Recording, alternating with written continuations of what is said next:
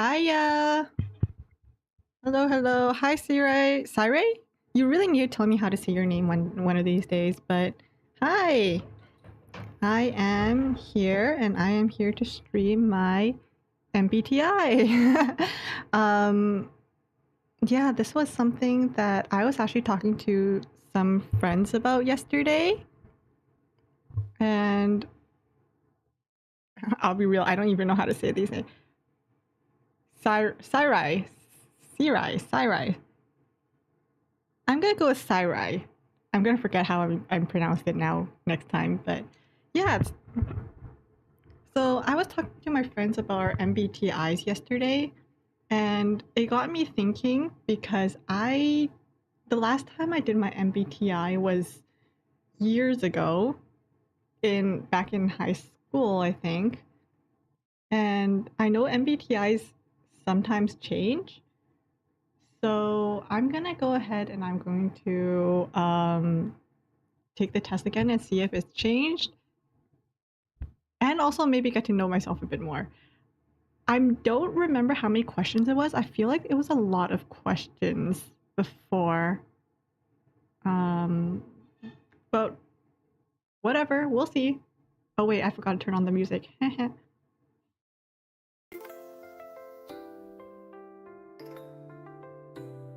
There we go. Now we have some background music. Alrighty. Hold on a second. There we go. I think that's it right here. It's been quite a while since you've taken this as well. Yeah, I think for me it's been over 5 years since I've taken it. I think before I was an ISFP before the adventure. I remember my first one being 90% introvert, but everything else being near 50-50. So it would change. Oh my gosh, that would actually be really interesting. Like, which part of your life are you more S or more... What is the other one? What's that? What's not S? Or N? F or E? E or J? Let's go ahead and start. You regularly make new friends. I can make it. I'm very good at making acquaintances, but when it comes to like true friends, I wouldn't say I'm actually very good at making like friends. Most of my friends come from like friend of friends. Complex and novel ideas excite you more than simple and straightforward ones. Yeah, they're more exciting. I prefer to go with simple and straightforward plans, but if we're talking about exciting, I would say complex and novel ideas excite me more.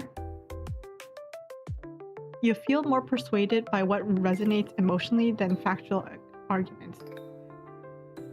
False. I rather go with factual arguments. I'm a very, like, I go back and forth on my decisions a lot. So that means that I usually have to look at things factually to make a decision. So disagree. My living and working spaces are clean and organized. This would be where I'm going to expose myself. No, not really. I mean, it's organized chaos, but I don't actually own a lot. So honestly, if I threw away most of my things, I would be considered organized, I think. But no, I'm not. Everything is... I tend to toss things here and there and then let it be until I actually clean it up. So I guess, I mean, I do clean, so I'm gonna go put myself there. You usually stay calm even under a lot of pressure. Organized is organized, so if you know where it is, it's clean. But my siblings don't. Yeah, I'm pretty sure my family also doesn't agree with that. I'm looking around my room right now. I have like my hat on the table. I have a box of chocolates, 2 bottles of water. I was just eating an onigiri, so I have the wrapper next to me, portable charger, my work keys, water, and then I still have a bucket of clean laundry behind me that I haven't folded. It's been there for like 2 days. So I'm out here just exposing myself. So yeah, not super clean, but clean enough that I know where things are. But I do have some things around that's like trash that I haven't gotten around to throwing away. But it's nothing that will attract bugs or mice or anything like that. It's just like clean garbage, like an empty water bottle. I stay calm even under a lot of pressure. I can stay calm. I have to release the pressure somehow, and to do that, I do that by yapping. So if I'm stressed, either at home or at work, I will find someone and I will yap. So staying calm under pressure, yeah, I think I can stay calm under pressure. You find the idea of networking or promoting yourself to strangers very daunting. 100% agree. I don't like talking to strangers. I don't like meeting new. Well, I like meeting new people. I don't like, promoting myself. I hate job interviews. I hate. If there's no one I know with me at the time, I will likely, you'll find me in the corner somewhere. But if there is someone I know, I will stick to that one person I know like glue. They'll probably hate me for it. They'll probably like try to rub me off. But no, I'm staying by the person I know. Which is also why, like, if I am friends with someone, I will stay with them because we're ride or die in my head now. Okay. I don't remember how long this thing is, but one of my friends was able to speedrun it in like 10 minutes. But they're not yapping, so you prioritize and plan tasks effectively, often completing them well before the deadline. Again, this is like the whole organized chaos thing. I can prioritize and plan tasks. Will it be an organized plan? No. But will I be planning? Yes. This one always took me a while too whenever I did. Yeah, because I'm always thinking through like everything before I select an answer.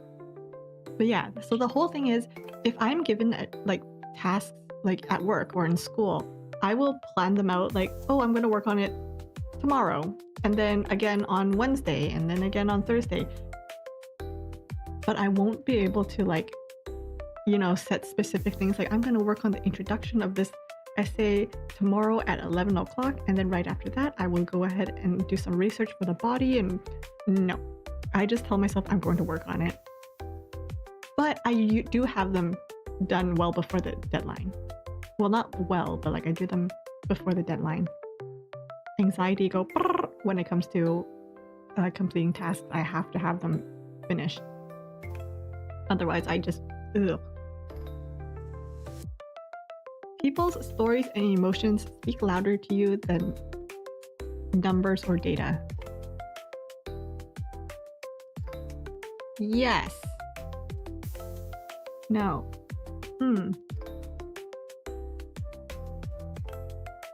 I will say I am very easily influenced by people's stories and stuff. Basically, you tell me a sob story and I'll believe you. Which is why I got selected like twice for jury selection. It was horrible. I was so worried that I would actually get selected because because I feel like I would just. That's the thing. Like the first one, I think my reasoning for like not being selected for the jury was that I had a conflict of interest, which I did. But at the same time, like due to the type of case it was, I knew that I was already going to be biased. So I basically told the judge that. I was like, please don't choose me. I don't think I think I'm going to be very biased in this case. So luckily I got off. I got off much easier than I was expecting. Couldn't imagine doing jury duty. Yeah. Okay, funny story, but when I was in school, we had like this kind of like assignment where it was either write like an 8-page paper or help the school by taking part in some tests being run by students, like psychology tests. And so I decided I was going to do the test and not do the paper. Duh. So I did one of these tests, and the test was basically pretend you're on a jury, read through the facts, and then answer whether or not you think they're guilty. For there were 5 cases. So I just sat there and I read through all the cases and I gave my quote unquote verdict. 4 out of 5 of them, I gave them as guilty verdict, and only 2 of them were guilty. So that says a lot about me on jury duty. MBTI. Hi Al! MBTI? Yes. The last time I did it was in high school, so I thought it would be nice to go through it again and see if I've changed at all. So, stories and emotions speak louder to you than numbers and data. Numbers or data do speak loudly to me, but I do think that you also have to take into account stories and emotions. So I'm just gonna say agree. You like to use organizing tools like schedules and lists. Agree. I like using the tools. I like using schedules and lists. Whether or not I can use them effectively or consistently is a different question, but yes, I like using them. Even a small mistake can cause you to doubt your overall abilities and knowledge. 100%. I'm an overthinker. If I do something wrong, it will plague me for the rest of my days. You feel comfortable just walking up to someone you find interesting and striking up a conversation. No. No. If it's something small, oh, I like your shirt, I can do that. But if it's something anything more than that, I don't know what to say. I can compliment them to the moon and back. No. But holding a long conversation, I get too awkward. You're not too interested in discussions about various interpretations of creative works. I actually am kind of interested in seeing people's theories and talking about creative works. I'm not good at crafting the theories myself, but I like contributing to people's ideas, because usually people have some really good ideas and theories and thoughts. So I'm actually very interested in that. So disagree.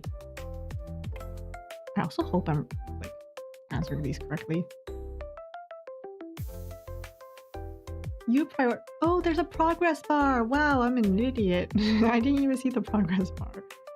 If I get observant, that's cap.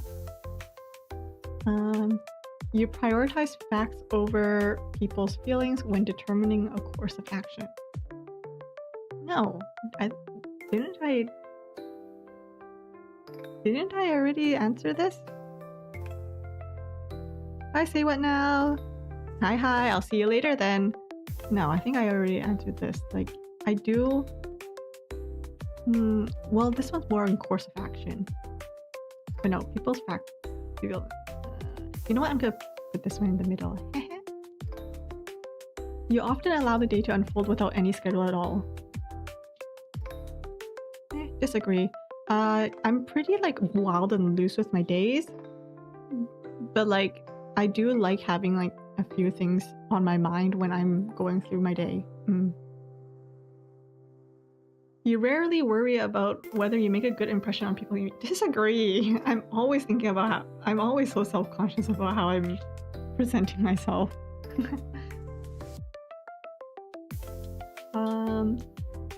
You enjoy participating in team-based activities.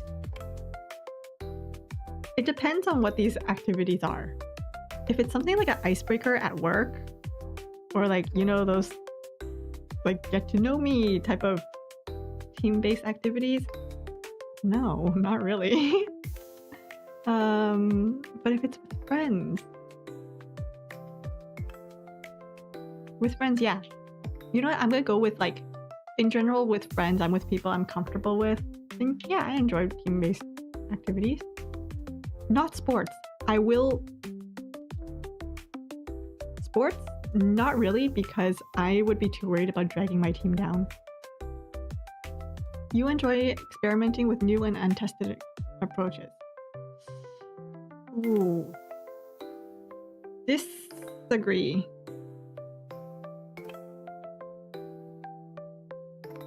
Disagree. I like knowing what I'm doing is like their standard. If it ain't broke, why fix it? But sometimes, like, if I have time or if something's not that serious, then I like testing things out. But in general, no. You prioritize being sensitive over being completely honest. I'll be honest. Yeah. If it's with someone I don't know well, yes, I would prioritize being sensitive.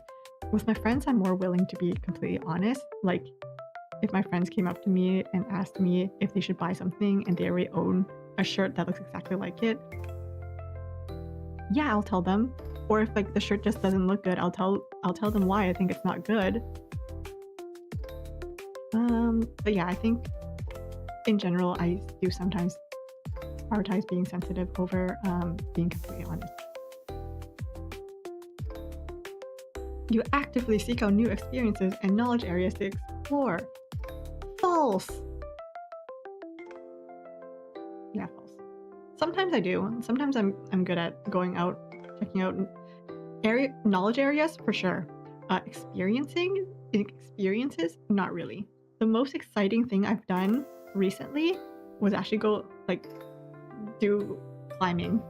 So I actually went ahead and I did like climbing classes, and like I did it regularly, like once a week.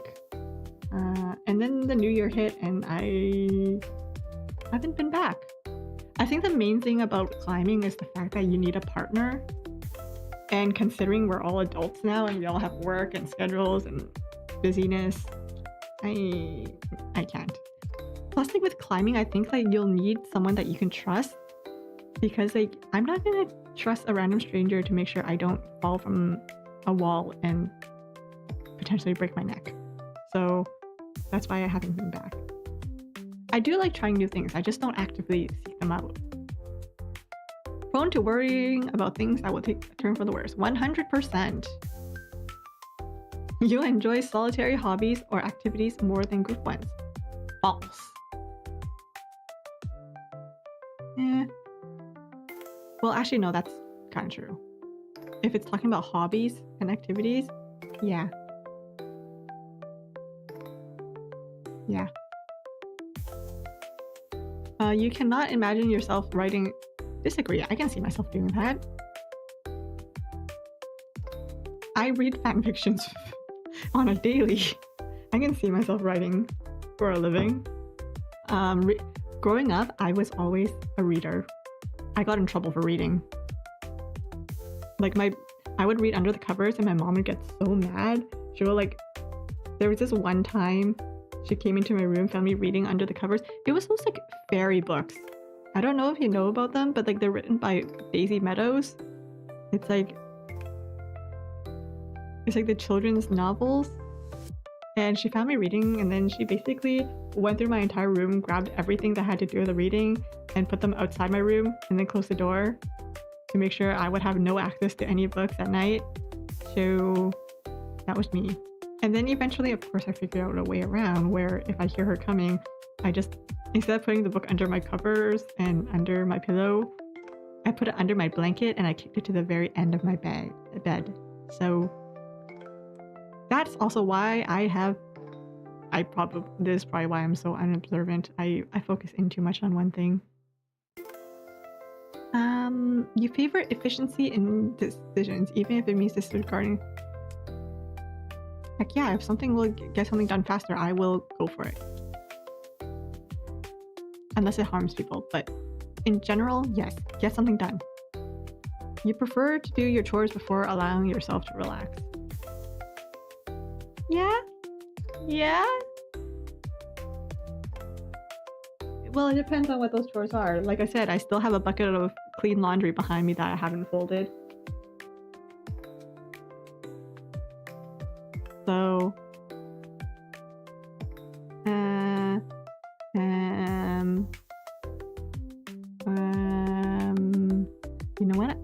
take the cheater's way out.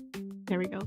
In disagreements, you prioritize proving your point over preserving the feelings of others. Disagree. I care too much about other people's feelings and stuff.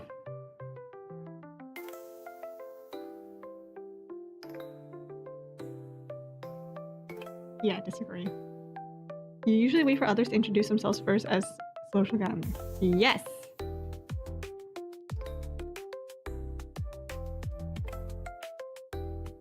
Your mood can change very quickly.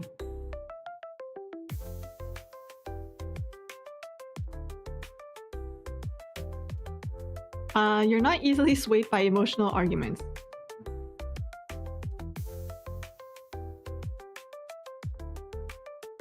You often end up doing things at the last possible moment. No, I don't like doing things last minute.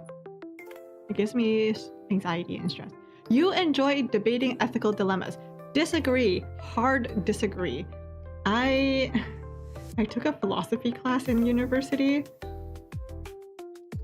Other than politics and business, that was my least favorite class. Moral dilemmas. Oh, having to basically debate the trolley problem.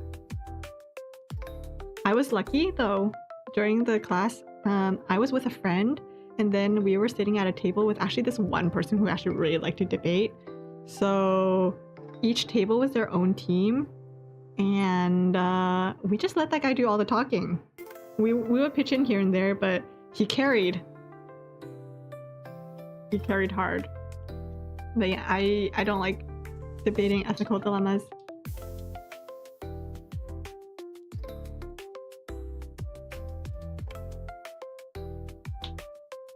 Honestly, I'm bad at debating in general. Have you guys ever done debates? I've done debates in high school and university. Biggest mistakes of my life. Anyone who can do like debate teams, they scare me. I'm pretty sure this one time in university, we were supposed to debate like these things. It was like my team versus someone else's team. And in order to prove my point, somehow I ended up proving the other team's point. Like to the point where like my teammates literally looked at me and went, whose team are you actually on? And this was in front of the entire class too. So, oh gosh. Thinking about that makes me want to cringe so hard.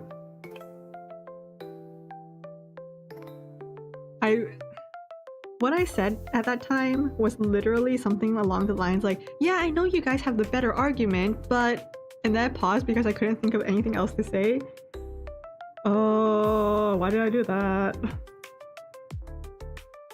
Debated for class, nothing extracurricular.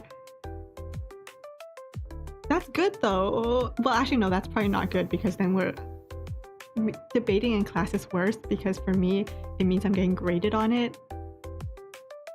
So my lack of debating skills would reflect on my grades. And that's terrifying. Hi LP! How you doing? Hope you've been having a good day, night, evening, afternoon, wherever you are. You usually prefer to be around others rather than on your own.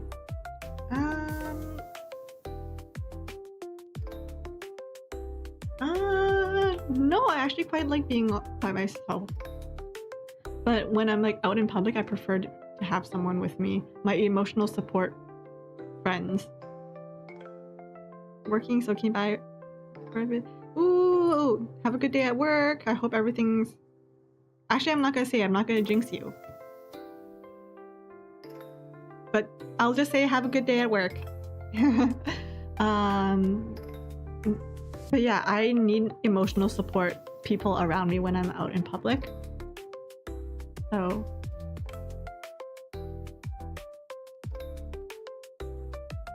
editing and stuff might not be the most... That's okay. That's okay. You'll just listen to me yap. I'm just glad you guys are here at all. Kind of. You become bored or lose interest when the discussion gets highly theoretical. Yes. Yeah, basically, if people are just talking for the sake of like talking theories and stuff, I like not fun theories, but like theoretical like work and like what if we do this project this way? No, I will check out. Especially if it's on Zoom.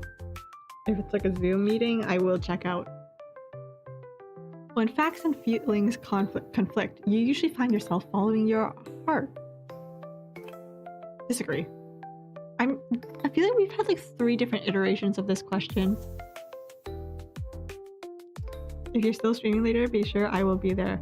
We'll see. Maybe I'll see you later then.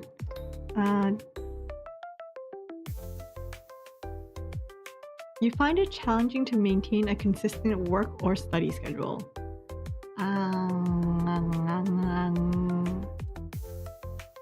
Work is a easy schedule because I'm on like I'm on like a regular shift. Study schedule, yeah, definitely a bit harder because I'm not super disciplined when it comes to studying. You know what my sister said to me? Actually, you know what it was actually my entire family at different parts of my university. First, it was I think it was one of my uncles who was surprised. First of all, this was kind of rude, okay? This was kind of rude of my uncle where he goes up to me and he goes like, huh? You got into this university? And I was like, what's that supposed to mean? He was like, nothing. What is that supposed to mean? I'm not a bad student. He just never sees me study. Because he was always at work at the time. So what do you mean? Huh? How'd you get into the university? What? So he also bragged a lot about like the neighbor's son, you know, the good old, this person got into A university. Isn't that amazing? And I'm like, I didn't even apply to A, so I applied to B and I got into B. So, and then of course he goes like, huh? You got into B university? Thanks, uncle. And then my sister got into B university. And of course he goes like, how did the 2 of you get into B university? Really? Really? Really? Uncle doesn't know what a social cue is. He doesn't. I have a bit of a hard time communicating with him because he has like 0 tact. I have trouble managing a sleep schedule. Me too, LP. Like I slept at 2 yesterday. I was like, hoping to sleep at like at least 1, but no, I went to bed at 2 in the morning, which meant I woke up like 5 hours later. 5 hours sleep, great. But yeah, he goes like, how'd you get it? And then after I graduated, I actually graduated. My GPA wasn't bad. It was honestly all right. And my sister was actually talking to me and she goes, you know, I'm actually quite impressed because I feel like I never see you studying, but like I always see you like talking about your papers and you graduated and everything went well for you. And I was like, what do you mean you never see me studying? Why do you think I'm always on the computer? I'm writing papers and stuff. Welcome back, say what now? Man's too honest with everything. He's very honest with everything, but he's also stubborn, almost to a fault. I've witnessed arguments between him and my grandma. Both of them are really stubborn people. He gets his stubbornness from his mom, which was my grandmother. And there was one time I was sitting on the couch and the 2 of them were just arguing back and forth. Voices were raised.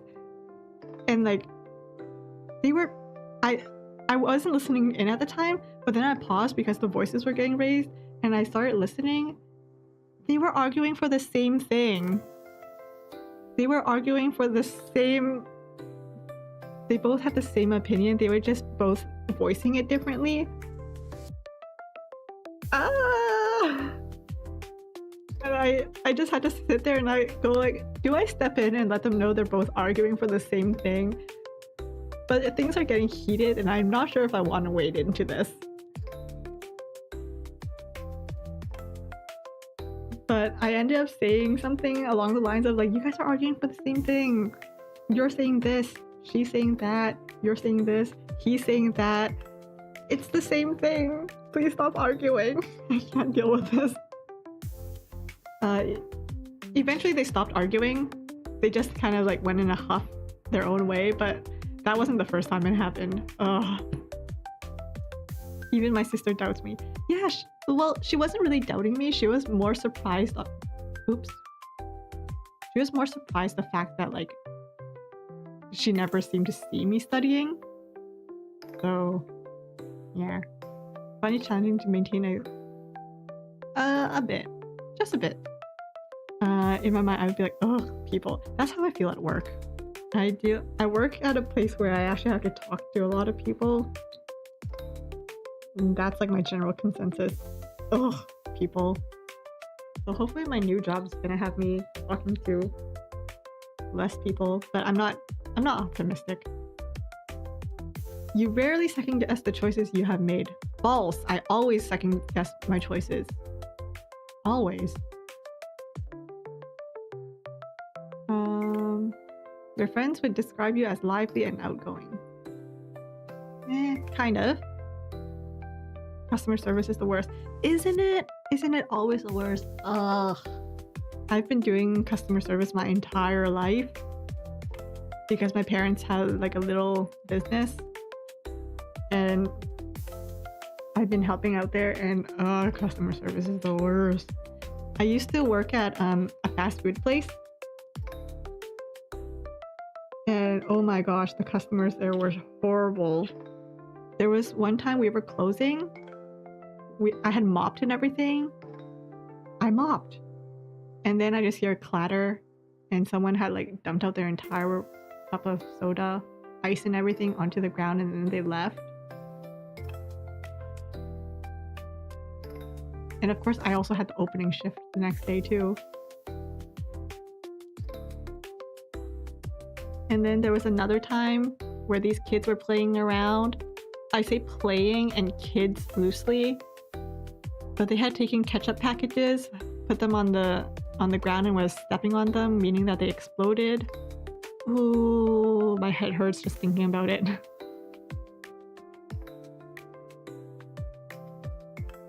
LP, you're so lucky. That's so lucky. Honestly, I kind of want a job where I just don't talk to anyone except my coworkers. But even coworkers can be a little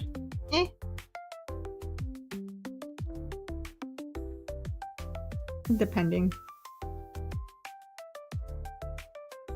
Rama's gone through that for 8 years. Aww. Oh. Honestly, anyone who can do customer service for a long time and still enjoy it, boss. Your friends would describe you as lively and outgoing. I would say they would describe me as lively and outgoing, but the moment I go, actually, like they would describe me as lively and outgoing. If I really am, my social battery, I'll need to charge it afterwards. Customers always act like you're not human. Exactly. Stop getting mad at me. I'm just trying to help. I don't think she enjoys it. Well, yeah. Like people who can do it versus people who enjoy it. People who enjoy it, they're not real. There's something wrong with them. People who can do it, like people who are able to do it, they're strong. But people who do it and enjoy it, they're not real. No, I refuse to believe they're human. You are drawn to various forms of... Yes. Agree. Agree. You base your choices on objective facts rather than emotional impression. Isn't this like the 4th, 5th time? Disagree. You like to have a to-do list for each day. Kind of agree. Like I said, I like having like a maybe schedule. Like kind of like a not a to-do list, but like a guideline of things that I kind of want done. So yes. You rarely feel insecure. Disagree. I always feel insecure. Except for like those moments where I have like the random splashes of like self-confidence where like, oh yeah, I'm the best. But then that only lasts for like a minute, and then I'm back to going like Anyway, you avoid making phone calls. Agree. Agree, actually. Strong agree. Give me a text. When I mentioned this kind of on my Blue Sky, where I embarrassed myself. It was like 6 days into the new year, I think it was, and I already embarrassed myself. That was because it was something to do with my dentist, and instead of calling them and making a new appointment, I just texted them, and then I turned off my phone because it was I couldn't handle it. You enjoy exploring unfamiliar ideas and viewpoints. Not really. You easily connect with people you have just met. Connecting with them? I think I can connect with them. Whether or not like it's a prolonged connect is like a different story. I have those sparks of inspiration and throws them all away. Yeah, I can't. Yeah, I'm very wishy-washy about things. Like sometimes I'll have like bursts and then they go away. If your plans are uninterrupted, your top priority is to get back on track as soon as possible. Agree. I may not have a scheduled plan, but if I do, it better stay on track. Unless it's something fun. So maybe there. You are still bothered by mistakes you've made a long time ago. Agreed. As evident by my story about the whole debate thing, yeah, I'm still about that. Did it for 6 years and switched departments when I realized I couldn't fake the smile anymore. I've done customer service for so long, since I was basically a kid, that my default expression is a smile. So like some people have resting bitch face, I have resting like smiling face. And I think that's a problem because like if I let my face rest, then people are usually asking me what's wrong, and there's honestly nothing wrong. I'm just resting my face.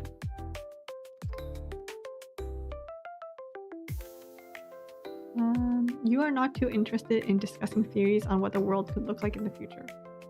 Agreed. I'm not that interested in that. Forever smiling. You want to know how I got this smile?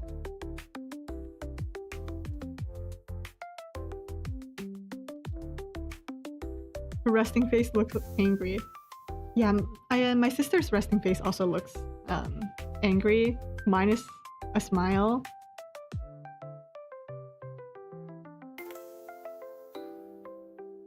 It kind of sucks that my resting face is a smile, because like I said, people usually think there's something wrong whenever I'm not smiling. Like even my parents, like my dad, this was like a few years ago, where he was driving me and like I just wasn't smiling and I was just looking out the window, and he goes like, "What's wrong? Did something happen? Why do you look so upset?" And I was like, no, nothing's wrong. What? And he's like, "Oh, I just noticed you're looking out the window and you're not smiling." And I was like, oh no. You are now the Joker. Yes. You want to know how I got this smile? F the world. Scary, angry, resting face.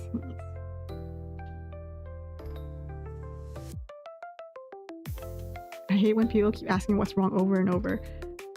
That's kind of why I stopped asking people what's wrong. Like I'll usually ask them once, but if I know I can't fix their problem, there's no point in me asking them what's wrong, because at that point it's just telling them to tell me their problems just for me to tell them that I can't fix it. So I kind of stopped asking people.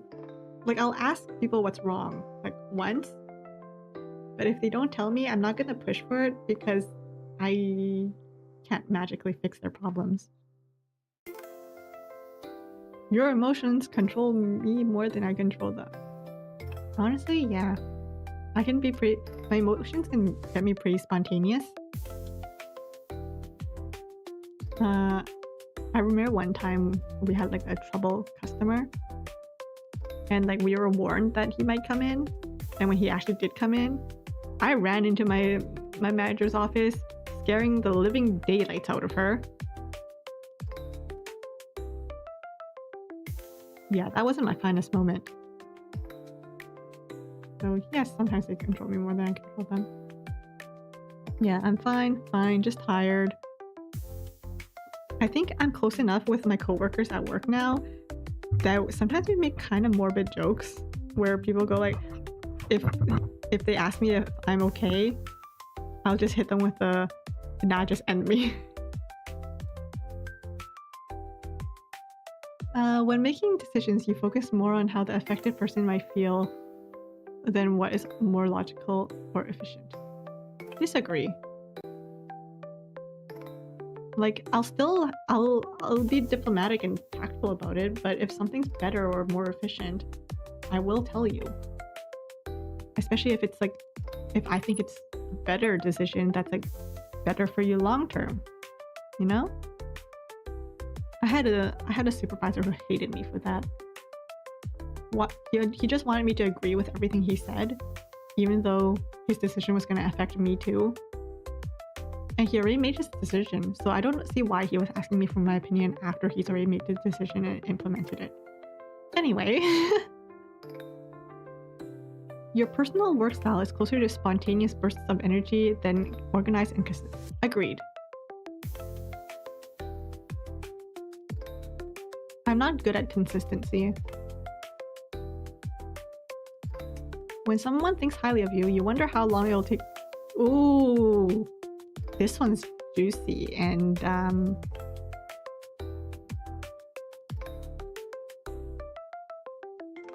you would love a job that requires you to work alone most of the time.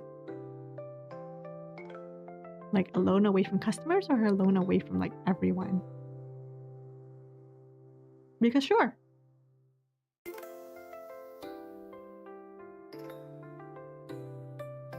You believe that pondering abstract philosophical questions is a waste of time.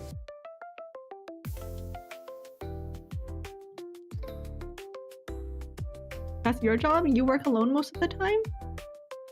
Lucky. I think I'm a bit like of a social person. I like working with my coworkers.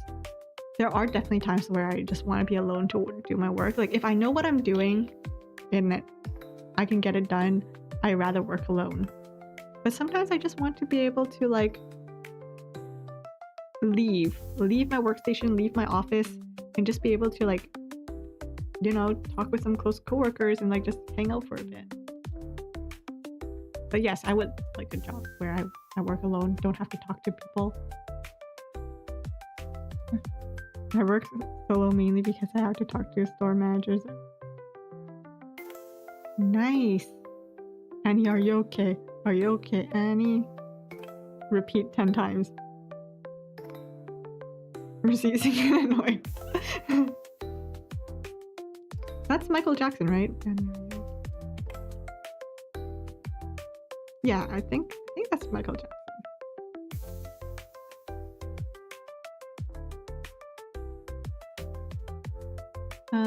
Agreed. You feel more drawn to busy, bustling atmospheres than to quiet, intimate places. Disagree. Kind of. Well, I mean, there's a thing for both. There's an argument for both of them. If a decision feels right to you, you often act on it without needing further proof.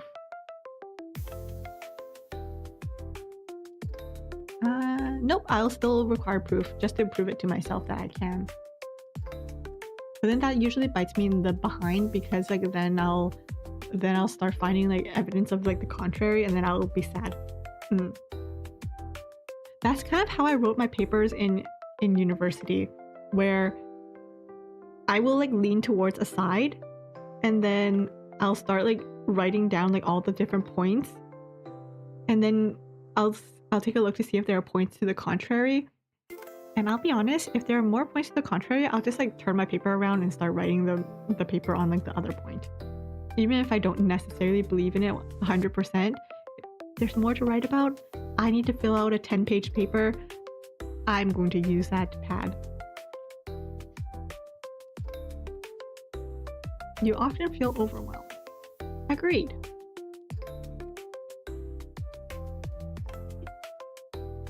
You complete things methodically without skipping over any steps. Also agreed, because I don't like thinking that I missed something and that something could bite me in the behind. So unless like I've done this thing like multiple times and I realize that a step isn't needed, then I'll skip over this step. But in general, I like to keep things like methodical. You prefer tasks that require you to come up with creative solutions rather than following concrete paths. Disagree. You are more likely to rely on emotional intuition than logical reasoning when making a choice. Disagree. You struggle with deadlines. Disagree. You feel confident that things will work out for you. This is the thing that I said that like I said, sometimes I'll have like these bursts of confidence that I don't know where it comes from. Because like a lot of times like I'm very self-doubting. Like I don't know. And then when something happens, like when I was applying to the job, I was like super anxious about it. But then I was also like, you know what? Whatever happens, happens. Things will, like, I'm sure things will still go well for me. I still have my current job. So I'm still thinking about stuff like that. So I feel confident that things will work out for me. Agreed. Gender. No need. Let's see. ISTJ. Logistician. Logistician. Logistician.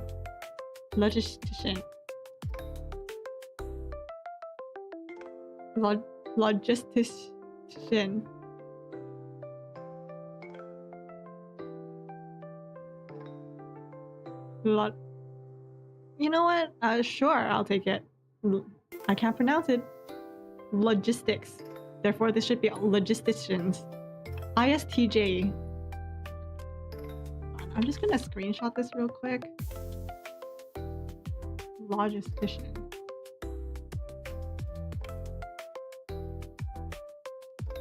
There we go. Personality traits. ISTJ logistician. Backbone of society, embodying reliability, practicality, and unwavering dedication. Your meticulous nature and strong sense of duty make you an indispensable force in both personal and professional spheres. You approach life with a clear set of principles, valuing tradition, structure, and well-defined expectations. Yeah, I can see that. Your strength lies in your ability to create order from chaos, methodically organizing information and resources to achieve tangible results. You excel in maintaining systems and following through on commitments, often becoming the person people turn to when they need something done right. However, your preference for established methods can sometimes make you resistant to change, even when adaptation might be beneficial. I can kind of see that. Yeah. This test looks interesting. Yeah, I think this website might be like the most popular website for the MBTI. I think people say it's pretty freaking accurate.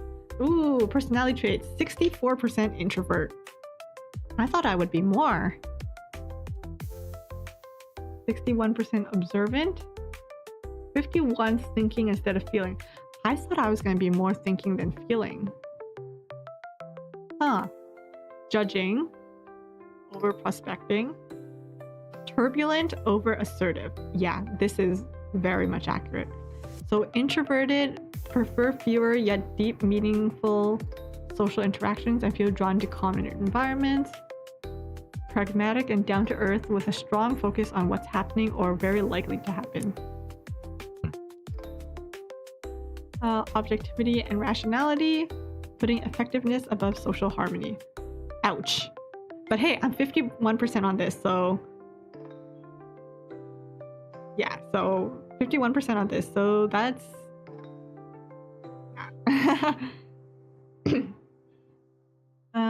judging. You're likely organized, decisive, thorough, valuing structure and planning over spontaneity. Turbulent. Self-conscious, sensitive to stress, success-driven, perfectionist, and eager to improve. We should all take the test. And yes, take the test and let me know how it goes. And tell me how accurate it is to you. Logical, fact-oriented mindset serves me well in analytical tasks, but sometimes can over emotionalize. Struggling to understand or express feelings, both yours and... This is true. I'm so bad at expressing my own feelings. Lead to misunderstandings, particularly in... This is my biggest fear. I'm not good at expressing myself, so I have a fear of like just creating misunderstandings and having people hate me.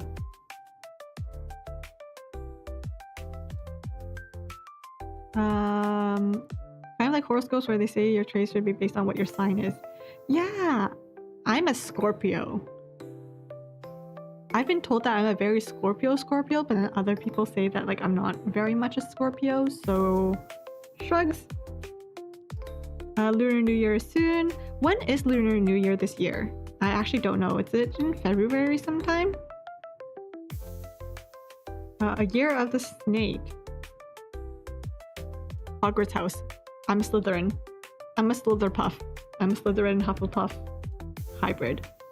Lunar New Year. I bet you guys can't guess what my sign is. I'm not gonna say it. I'm not gonna agree or disagree what my sign is.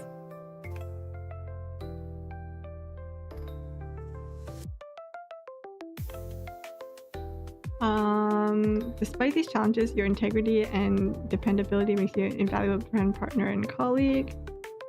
Capricorn. Al, you're a Capricorn?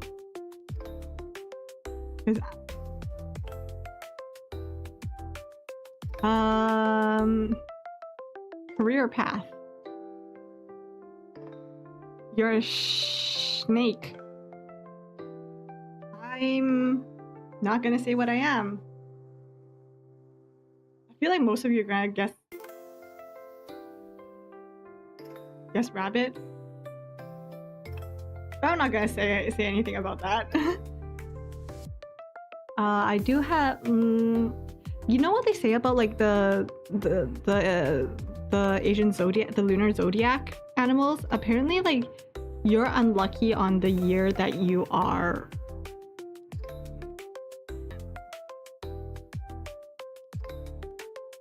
like I heard that like you're actually unlucky on the year that you are.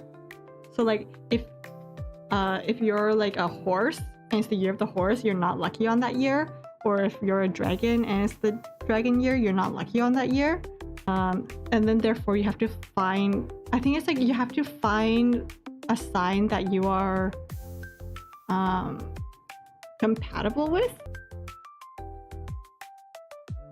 Oh, I don't know that meme.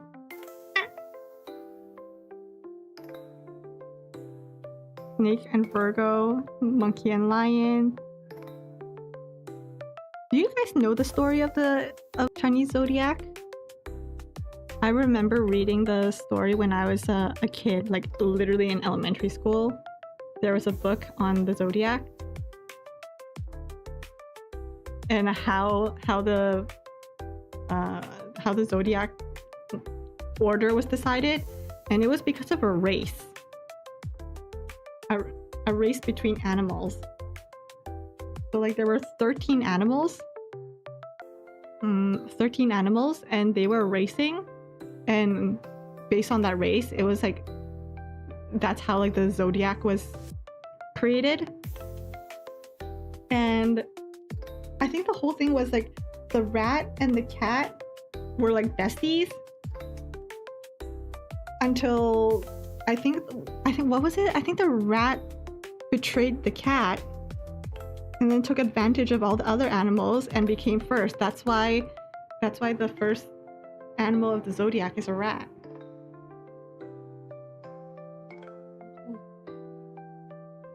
Yeah, so it's the rat, the bull, tiger, rabbit, dragon, snake, horse,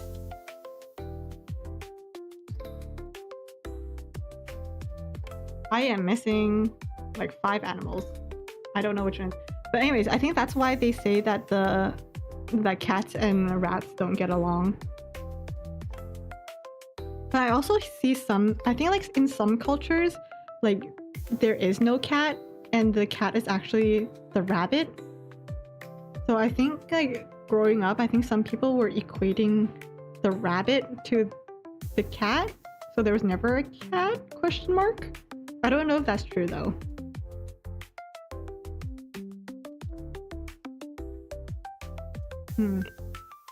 Anyways, forgot about that part of the story. I actually forgot a lot of the story. I just know that the rat betrayed the cat, rode the bull over the river, and then won. Fruits basket, yes! Yes. In your professional life, you shine brightest in roles that allow you to apply your exceptional organizational skills and attention to detail. Structured environments where rules and procedures are clearly defined. Pride in my ability to maintain high standards of quality and efficiency. Yes. Order, strong work ethic makes you an asset in fields such as accounting, law enforcement, or project management. This is actually interesting because I thought about going into law enforcement, but first of all, I don't think my stature or my physical ability would let me into law enforcement. But I've been told that like people can see me as like in law enforcement. Personally, I don't. I get chicken. I am scared. So law enforcement, maybe law enforcement admin I could do. Project management, I don't manage projects, I just help with them. Isn't without its challenges, might sometimes hold you back from pursuing new opportunities or adapting to changes in your industry. This part, yes. This part, maybe. To truly excel, you need to find the balance between leveraging your strength in established systems and developing the flexibility to embrace innovation when necessary. Path to professional fulfillment lies in finding roles that value your reliability. Oh my goodness. That value of reliability and precision, while also providing opportunities for gradual and meaningful growth. It would be like Zootopia. What would the Zodiac? Oh, I can't see my influential traits. I refuse to pay for that.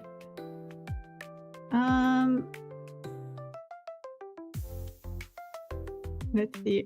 My strengths: attention to detail, reliability, efficient problem solving, unwavering honesty.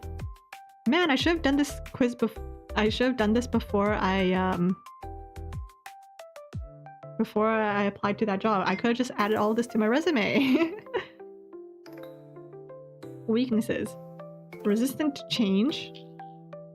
I actually don't think I'm that resistant to change. Like, I don't like change, but I'm not like super resistant to it. Small officer. Oh, you mean me? The Judy Hopps.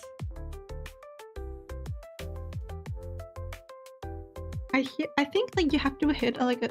Is there? Hold on. Let me search this up.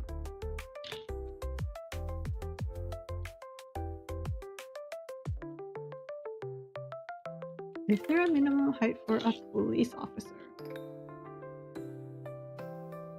Oh, there is none. Interesting. I thought for sure there was going to be a height. I think it's because my parents always told me that there was, like my mom would tell me that there's a height.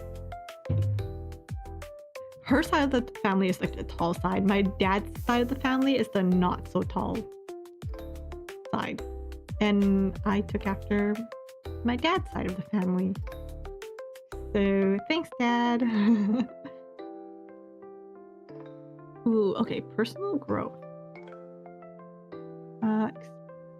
Expanding my comfort zone while staying true to my core values. As someone who values structure and tradition, you may find personal development challenging when it requires stepping into unknown territory. However, your disciplined can be a powerful tool for self-improvement when channeled effectively. So I just need to figure out how to channel myself, whatever that means. A key area for your growth lies in developing EI and adaptability.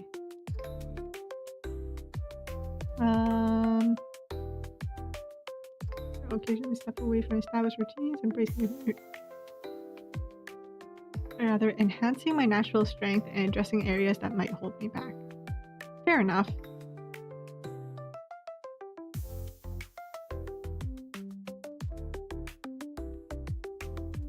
My strength. Personal growth focus. Your commitment to personal development drives continuous growth. Yeah, I would say yes. Yes. Honoring commitments. Yes. Realistic goals. I don't like doing SMART goals. I don't know if like you guys have ever heard of it or ever needed to like make it, but I've hated them ever since I've learned about them back in high school. And like even now during performance reviews and stuff at work, we have to set them and I'm just so bad at them. It's like I can't really think of like a long-term like SMART goal.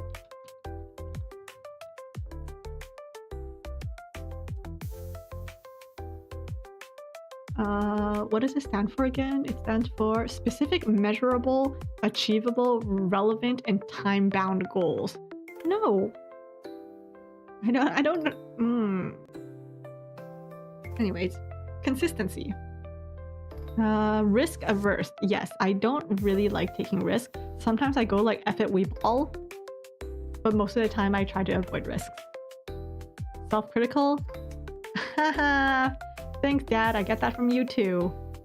Emotionally reserved. Yeah.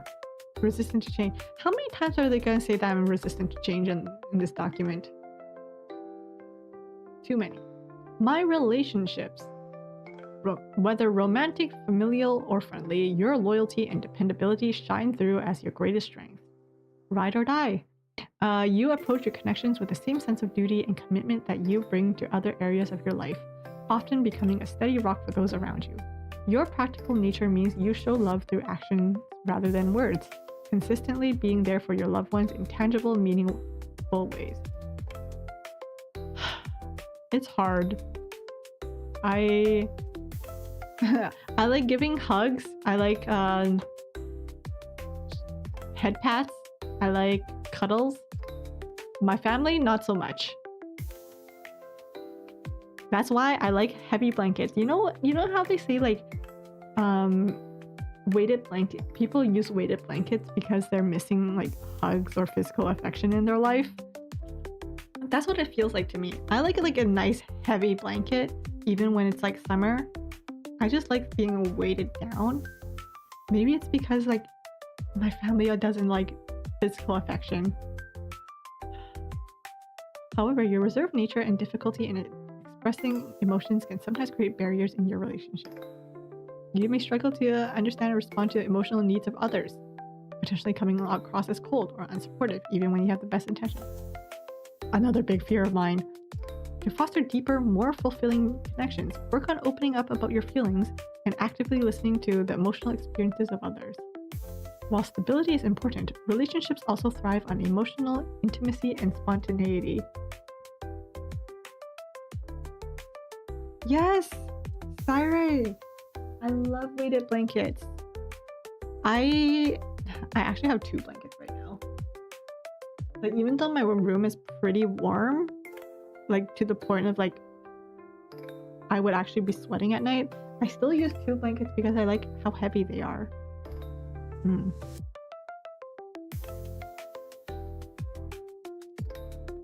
Loyalty, refreshing honesty, dependable, practical support. Yes. I'm inflexible, emotionally reserved, overly critical, and emotionally reserved again. Dang, they're really hitting me with doubles.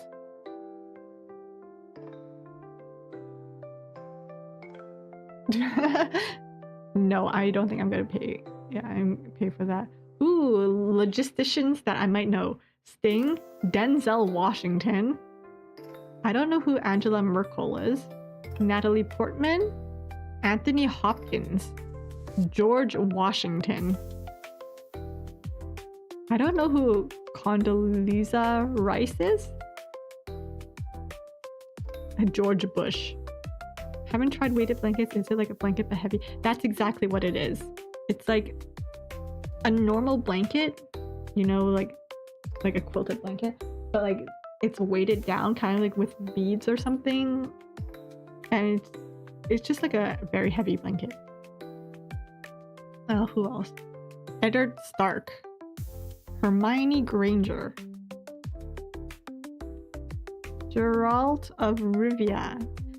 Never seen that series or read it. What is this series? I don't. The fact that it says Mr. Darcy from Pride and Prejudice and under him it says why.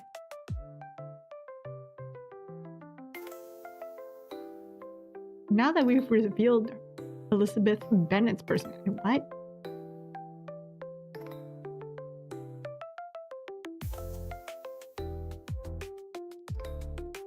Anyway.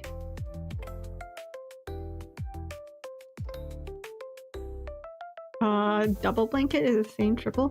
I think a double blanket is more like, for me, I just kind of put two blankets together into one duvet cover to make up for the weight. It shifts around a lot though. It's I mean, I just got a couple of blankets off of Amazon. They weren't super expensive, but they were soft. So yeah, I think the difference between having like multiple blankets over like just one weighted blanket is that having multiple blankets like creates more warmth, whereas using like a weighted blanket is just one blanket that's heavy, so it doesn't trap in as much heat, in my opinion. Weighted blankets are the best. Yes, agreed. The cat weighing on my blanket, does it count? It doesn't count as a weighted blanket, but I'll take it.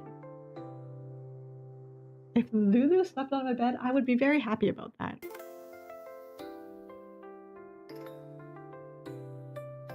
The Witcher. What is The Witcher? Is that like a... I've heard of it.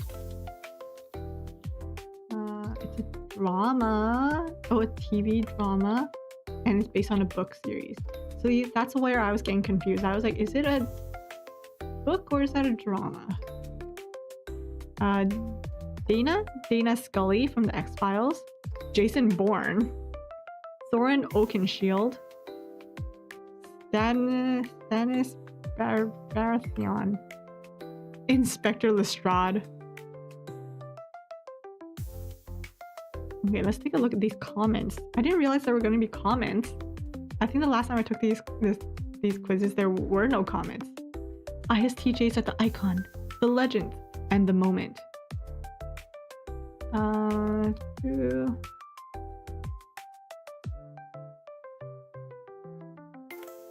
on, give me some like interesting comments.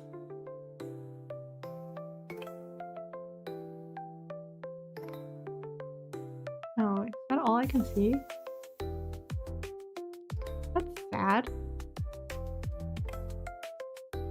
Anyways, there we go. That's all. Let's see.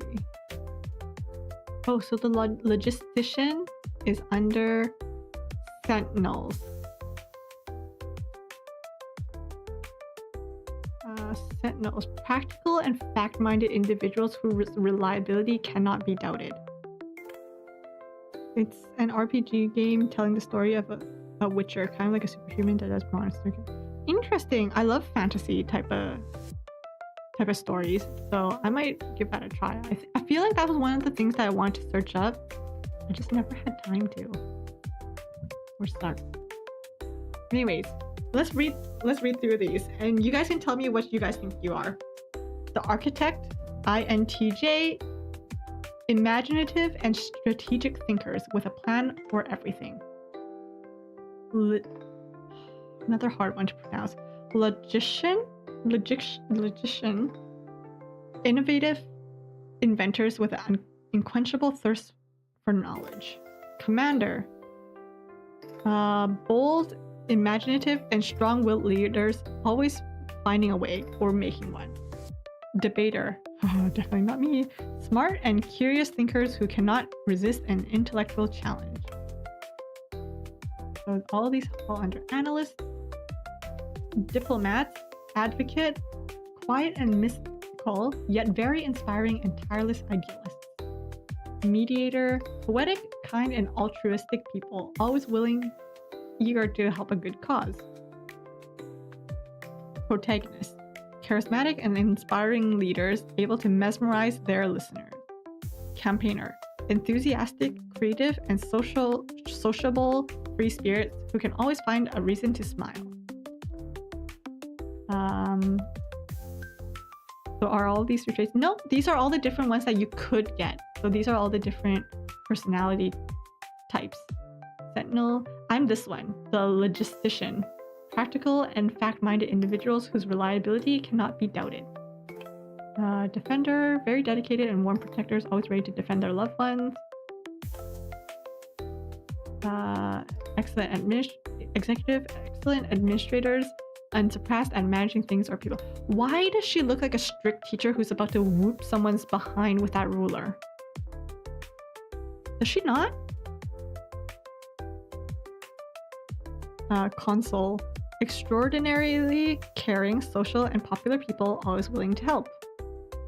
Virtuoso, bold and practical experimenter, masters of all kinds of tools.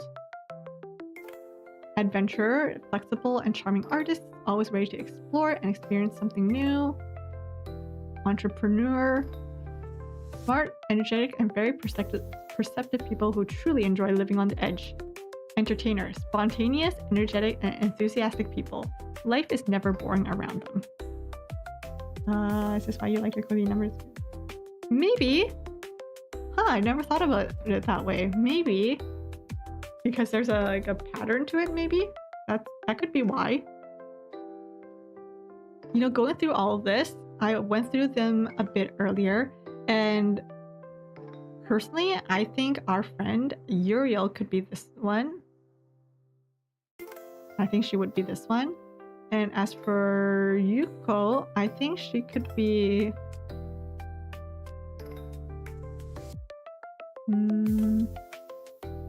I feel like she could be virtuoso or adventurer.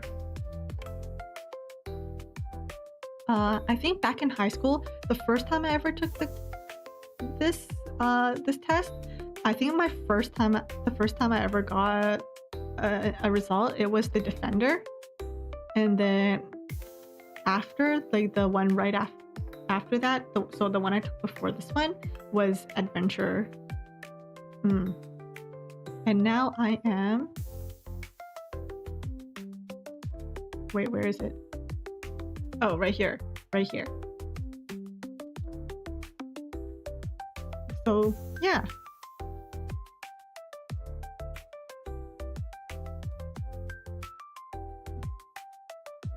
I think that would be me. I love the little sprites that they draw for these guys, though.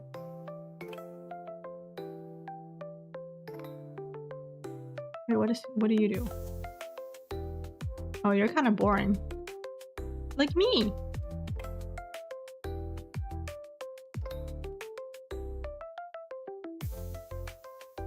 Anyways, what else is there? Is there anything else that can tell me? What is that? Free team dynamics quiz. Oh my gosh.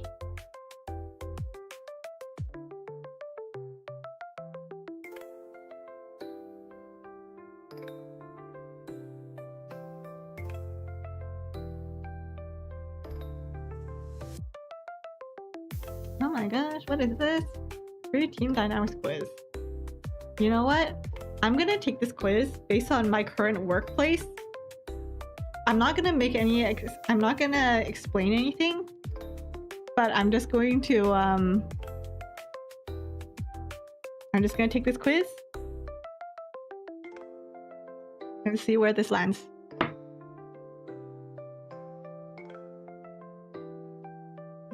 psychologist Bruce Tuckman, there are 5 vital stages in creating a highly effective team: forming, storming, norming, performing, adjourning. The heck? Each stage can influence your team's overall mood, behaviors, and actions. Do you know which stage your team is currently in? What even is that? Not sure. We find out Kyuko is a dictator. Nope, because this isn't my team. I don't lead them. It was actually kind of interesting because our supervisor went on leave a while ago, and then we had a pretty bad supervisor, and then we had a pretty bad supervisor, and then people were asking if I was going to apply to be the supervisor of the team, and my answer was like, heck no. On this team? On this train wreck? No, my coworkers are amazing, but I would not want to lead the team.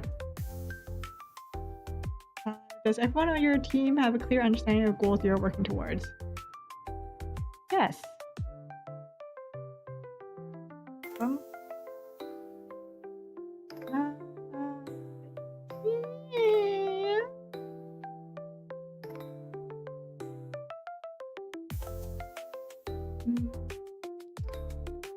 Yes.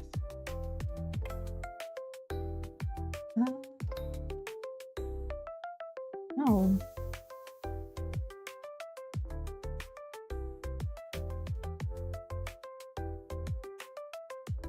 Let's see, there we go. Aw, man! Aw, man!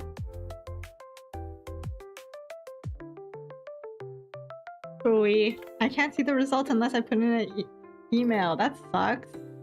I hate it when people, when quizzes do this. I just want to see the results. I don't want to sign up for your little things. Darn it. Ruko rules with an iron fist. Nope. I don't think I would be able to rule with iron anything, honestly. I feel like I would be too lax. I think one of the reasons why I was like, no way in heck am I going to apply for the supervisor role of my team, and that was because one,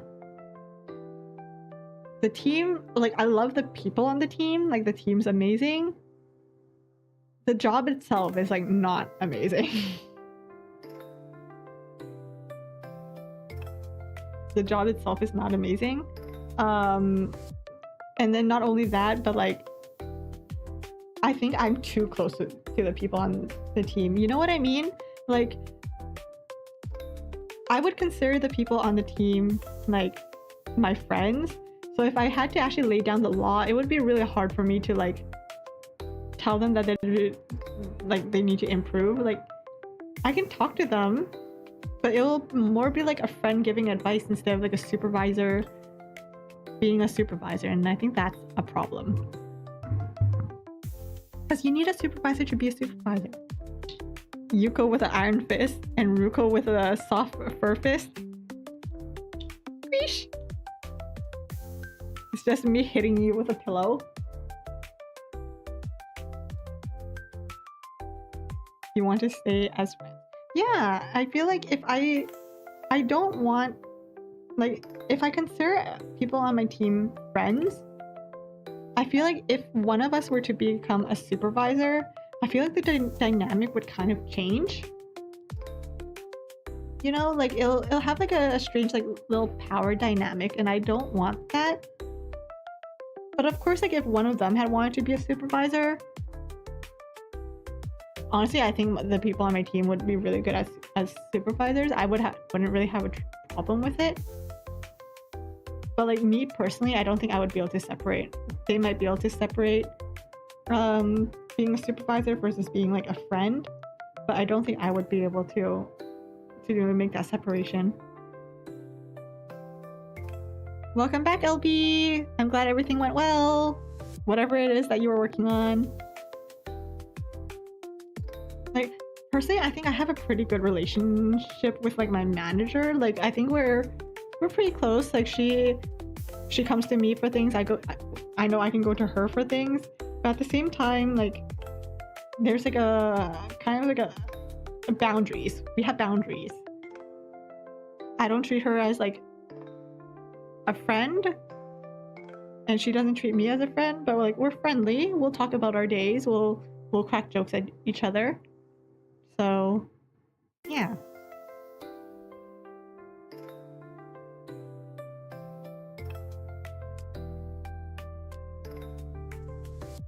But yeah, I've had some pretty bad supervisors during this time that I was in this job. I'm pretty sure one of them was a freaking criminal. Allegedly. I can't say for sure if they were, but there are speculations.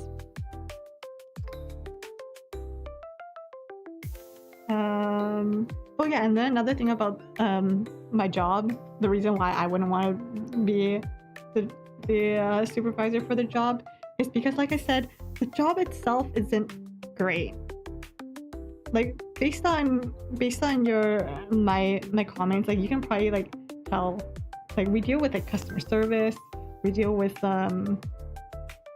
basically we're kind of like people's punching bags.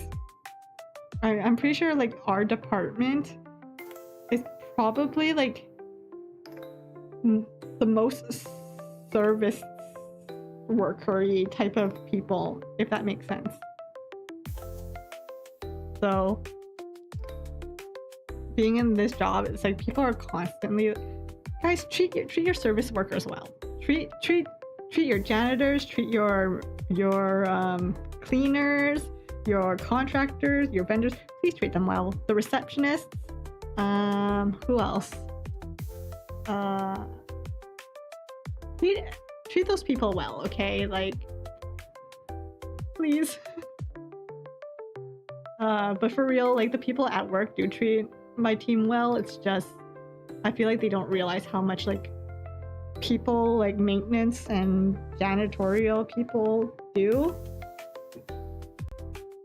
Mutual respect at work is good. Yes. It's just also hard because like everyone thinks that like sometimes people will like look at people like receptionists and stuff, or like janitors, maintenance people, like they think that the job is like easy because like one and done, you know? But like you don't realize how much goes behind the scenes. So you just nod at everyone and don't say a word. I do that sometimes too. Sometimes I go out of my way to avoid people at work, not because I don't like them, I just don't want to talk to them. Yay! It's simple as that. If there's someone waiting outside the elevator, I will wait for the next elevator. I'll pretend I'm looking at, wow, this potted plant is amazing. Look at how green these leaves are. Look at how the dirt is, until that person has gone on the elevator and I wait for the next one.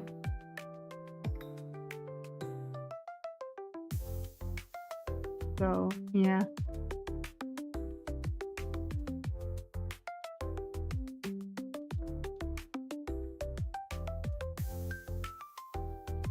There we go.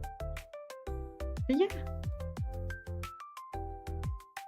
What else?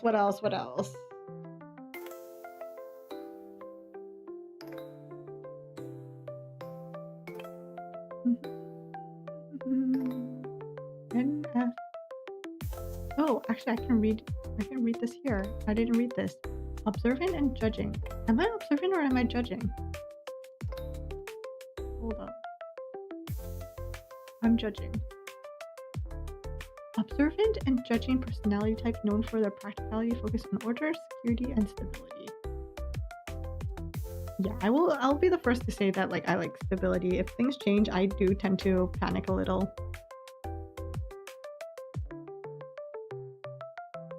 But if the change is stupid, I will tell you.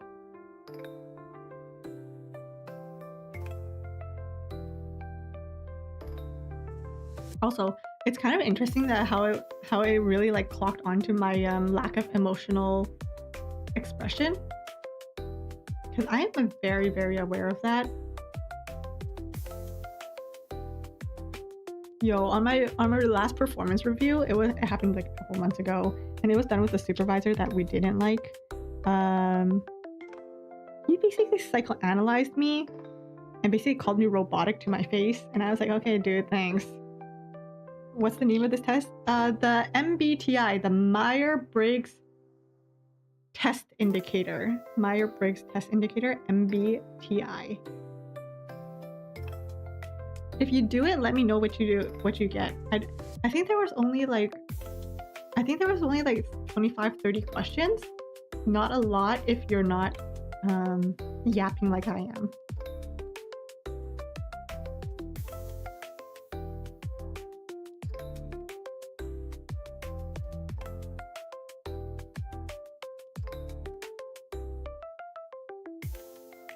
I think like the MBTI quiz is like, obviously take it with a grain of salt, kind of like was it say what now who said it? Take them kind of like horoscopes, where it's like it could be, but it, like, obviously everyone has like their differences. I think the main differences would be like the percentages, really. But I think most people say that it's pretty accurate. Like if I go on the home page, oh, there's no longer a home page. What if I just go like this? There we go, home page. Oh, there are 54,000 tests taken just today. 91.2% accurate. Rated as accurate.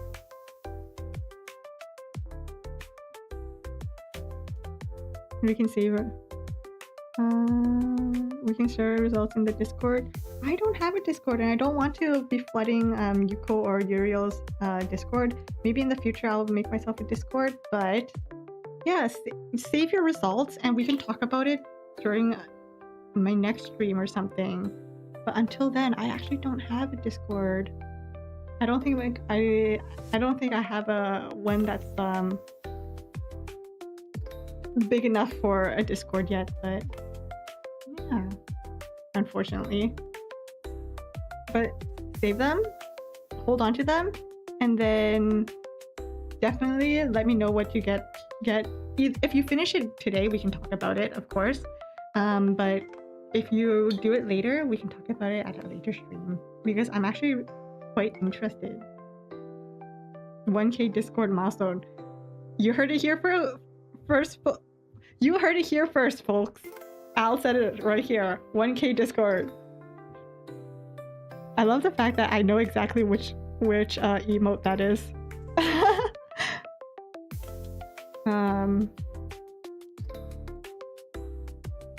But yeah, I would love to have a Discord server if this community gets bigger, but we'll see.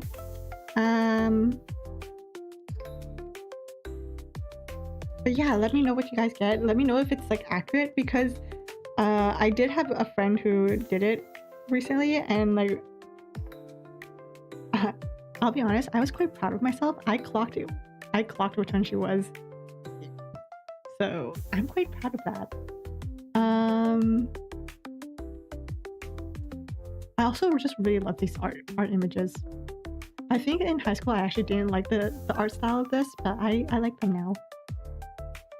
They're very distinctive.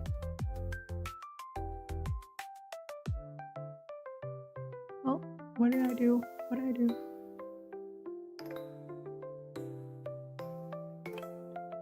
What is that sound? Is that an alarm? What is that sound? Hold on, give me a moment. Something sounds like it's clattering.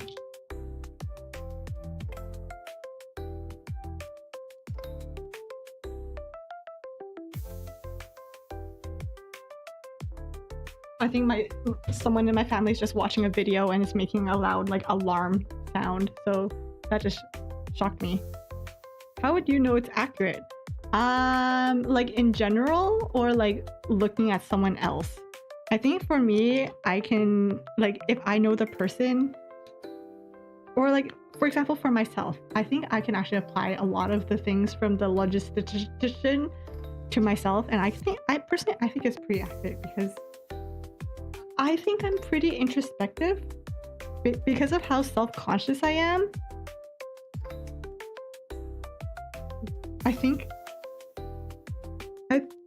that I know myself all right, because I'm constantly like judging myself. So yeah. Because wouldn't there be self-bias, like what you think versus what? Yes, so there is that. I think it really depends on who's taking the test. Because then, like, for me, I did my best to really think about like what I would actually be feeling at the moment, instead of like just clicking what I think would be best. Because I think also if you're like not taking this test to your own, like based on yourself, I think your answers will like quite vary, because some of the questions are very similar. Kind of like I think I pointed out that like a few of the questions are very similar. It's like emotions versus facts. Like I could be like, I think because of something like that,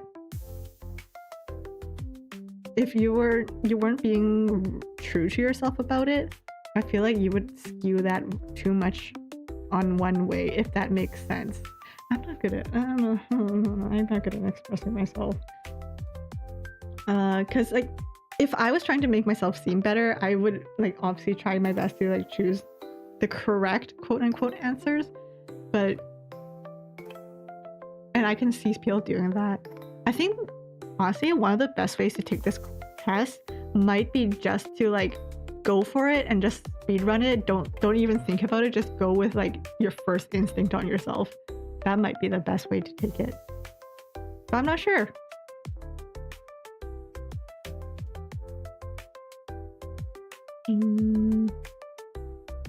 Let me read this real quick. I'm actually kind of interested in this. Personality,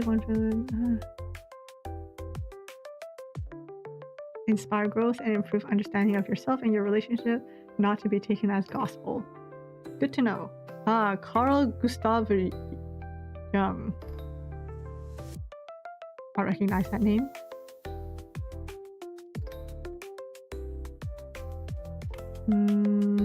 Types versus traits. Okay, this is too much reading. This is bringing me back to university where I have to read papers.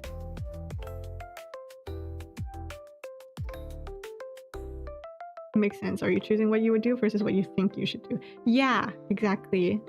So like this time when I was taking this test, I was doing more of like what I would actually do, what I would probably be thinking at that moment, drawing on whatever experiences I had in the past for it, versus what I would think. It's like, I think it's also kind of like those what is it, like the Pottermore quiz, like the Patronus quiz, or those which One Direction character? Which One Direction member are you? Which this person are you? And it's either those people who actually take the quiz based on who they actually are versus which character they really want. I know I was guilty of that when I was younger. Like taking those quizzes. Those quizzes made it really, really easy to like choose which character you wanted. It was kind of funny. It's like the Harry Potter ones where it's like, which one describes you the best? Are you do you have black hair and green eyes, or do you have red hair, or do you have curly brown hair? It's like, well, you know exactly which one of these characters are which. So those quizzes always made me laugh, because, well, if you wanted to get Harry Potter, you would just choose the most Harry Potter answer. Because it's always, do you have a lightning bolt scar on your forehead? Yes or no? Well, no, but I want to get Harry Potter, so I'm gonna hit yes, even though I don't. Which Zootopia character are you?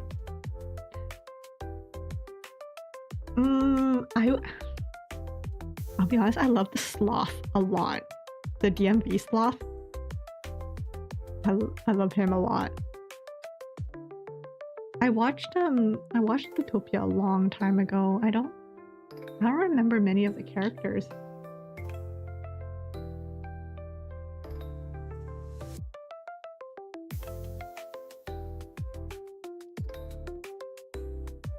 Not me not being able to do evil runs in video games. That honestly, mood me. Unless people are really annoying, then I don't. Then I'll be like, oh, I don't like you. I'm just gonna like, I don't know, throw you in the fire or something. But it's like, but what if I hurt this character's feelings? Categories, characters. Those goofy tests that tell you which character you are. I'll be honest, I took a lot of them when I was younger. I think my favorite ones to do were the Percy Jackson ones. Scary. Ooh, have you seen like that one post online where it's like what is it? Like animated snakes being able to like show emotion, make it look like they're crossing their arms based on their coils.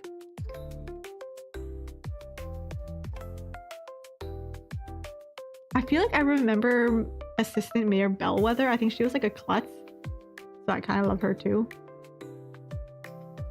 Gazelle was Shakira, wasn't she? Like, wasn't Gazelle Shakira? Yeah, voiced by Shakira.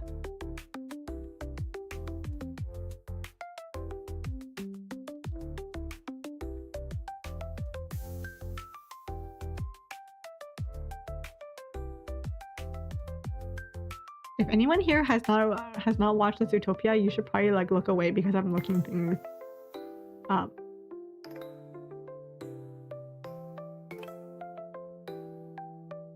What do you mean? I'm a douche when I'm evil.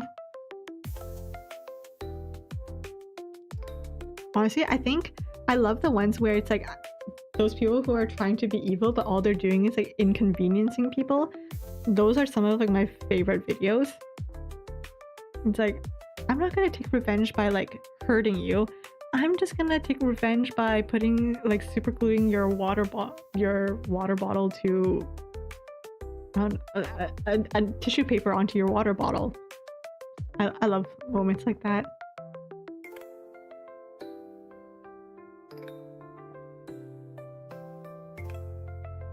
Radio designers. Aww, I remember him. I think I really did like him. I love the character arc where they're too kind-hearted to actually be evil.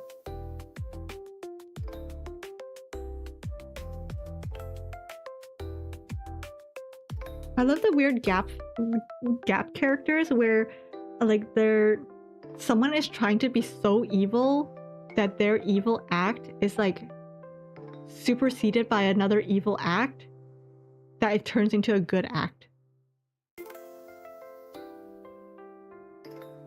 Something about that like makes me very happy, where they're likely a good person trying to be a bad person, but they're trying so hard to be bad that their bad deed becomes good.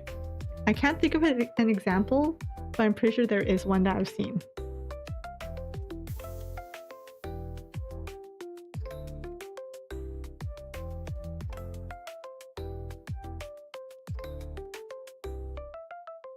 The ever so inconvenient prankster evil man. Yes.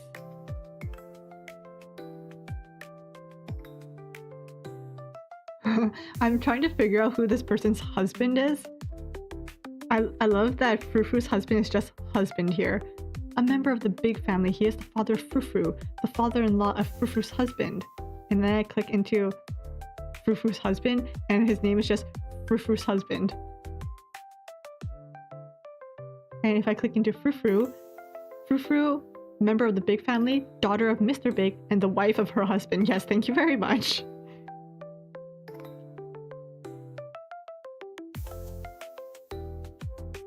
Apparently you're a virtuoso. Ooh, let's take a look at what a virtuoso is.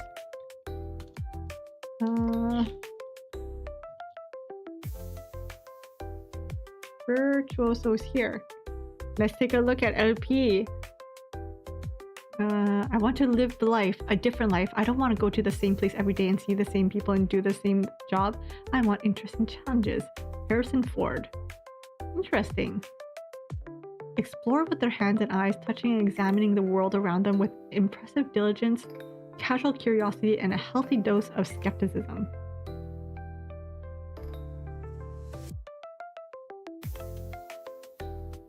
kind of getting their hands dirty, pulling things apart, putting them back together, leaving them just a bit better than they were. Approach problems directly, seeking straightforward solutions over convoluted troubleshooting methods. Please, I wish the tech team at my work was more like this. First-hand experience, trial error as they execute. So these are like the hands-on people.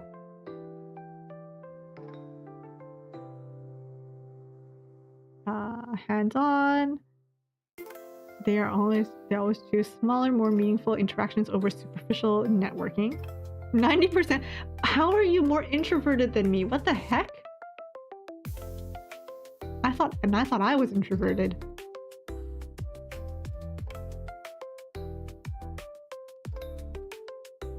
So I think I'm the type of extrovert where I'm like, if everyone is introverted, I might as well go ahead and become the extrovert.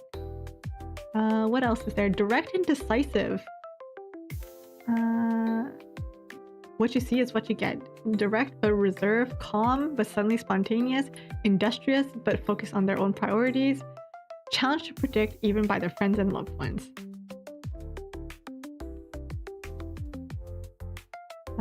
Decisions made may largely stem from their rational nature and their sense of what feels practical for them at any moment.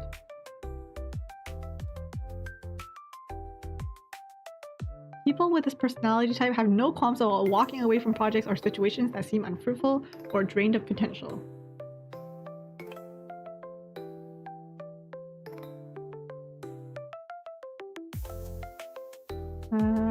Not the type to sugarcoat their opinions or feelings. Straightforward communication style. A genuine soul. No time for people pleasing or unnecessary social niceties.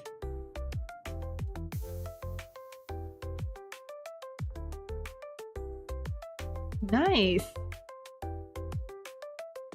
Oh, why is this all one page? Why is there... diligent and observant, handy and resourceful, spontaneous, direct and authentic, independent, and grounded.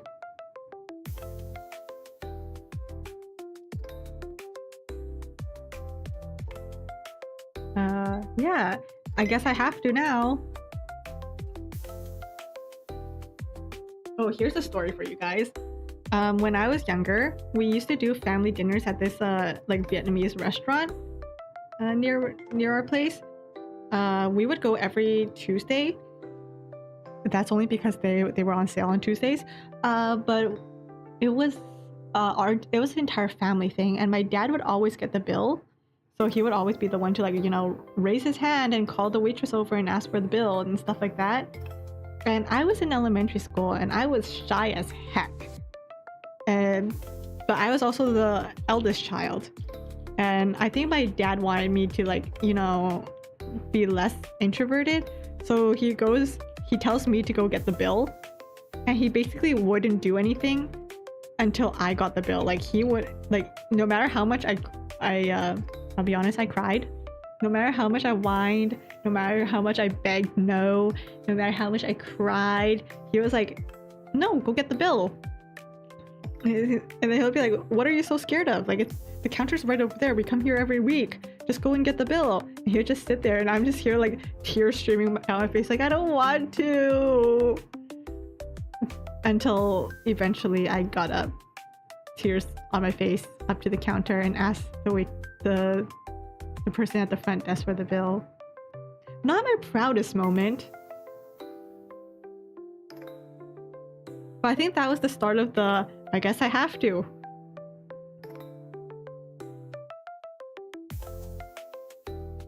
But this was also the same restaurant where my dad told me to close my eyes, and when I did, he shoved a jalapeno into my mouth. Your younger self would have done it. I think I was just way too introverted back then, to the point where, like, I just didn't. It was like the scariest thing to me at the time, was going up to the counter and asking for the bill. And then of course I got yelled at for crying. like, why is it so scary? Like, just go up and get it. And I'm like, no, I don't wanna. So, the start of my trauma. No, I'm kidding. My trauma started before then.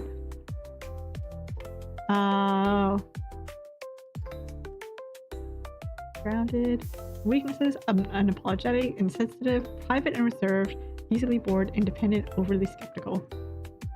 Your younger self was so extroverted. I'm kind of jealous of people who are extroverted. Like, I think I have some pretty extroverted friends, and the way they're able to just like reach out to someone and then become like just start talking and like not worry too much about what they think. That's amazing to me. Ooh, right. Virtuosos are the least likely personality type to believe one's choice of clothes tell a lot about them.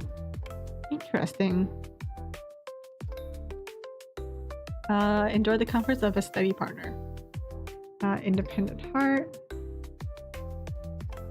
If a potential partner doesn't measure up, these personalities may simply walk away. That's fair. Ghosting. A subtle art of communication. So LP, how accurate do you think this is to you, to yourself? Cold-hearted? I wouldn't say it's cold-hearted.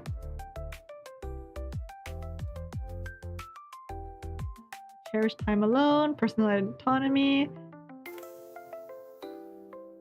Yeah, I think so. Virtuosos more hands-on. They're more independent. They're here to do their own thing and enjoy themselves that way. Like being yourself.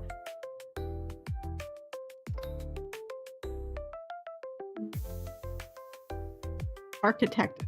Ooh, Al's an architect. 75% introvert. How are you guys more introverted than I am? What the heck? I always thought I was introverted. Here I am looking at LP's 90% and then Al's 75%.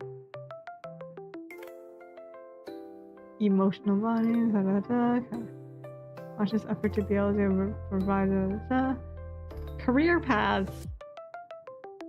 They thrive on diversity and unpredictability, on wondering what's next every morning. This makes them one of the most mysterious personality types, as well as one of the most versatile in the professional world. Ooh, LP's the mysterious type.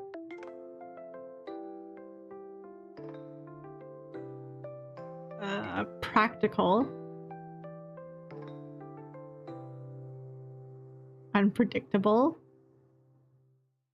Troubleshooting. Results oriented.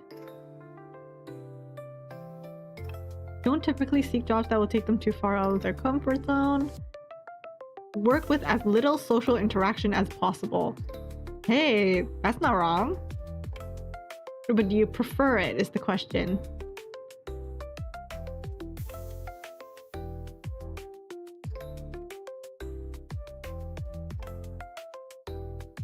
A little bit of wiggle room.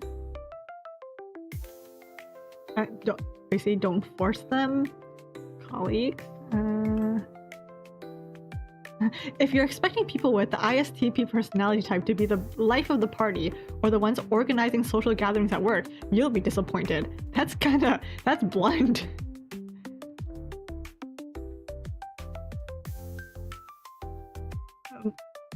They are more like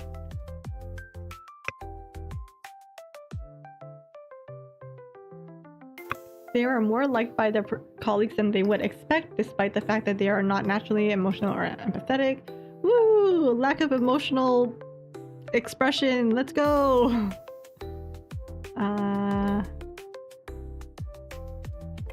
Nice. Okay, conclusion. A bold and practical, technical mastery, willingness to improvise, unique solutions to impossible challenges, desire to explore and learn new things,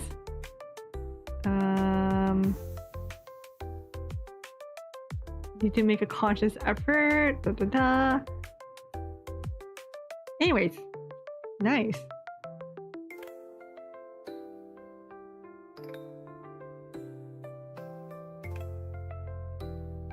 Let's take a look at what was Alice. Alice was an architect, which is it's the first one. Intuitive and thinking personality types known for their rationality, impartiality, and intellectual excellence.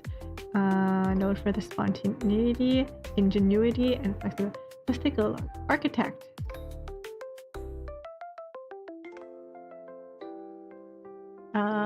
Architects are the least likely personality type to mirror the behavior of people around them. Thought constitutes the greatness of man. Man is a reed, the feeblest thing in nature, but he is a thinking reed. What? What does that mean?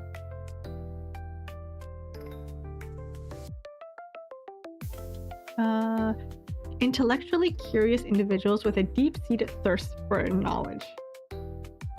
Creative ingenuity, straightforward rationality, and self-improvement. Nice.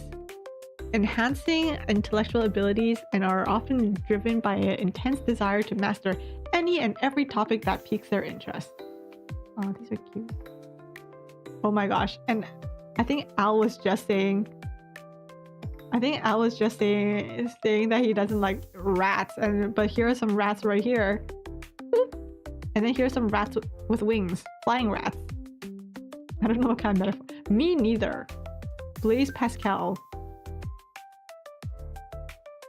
Pioneering. Solid evidence, reasoning, and rationality. Ooh, so you don't go along with the status quo. Make your own discoveries. Better way of doing things. Aren't afraid to break the rules. Risk approval, rather they enjoy it.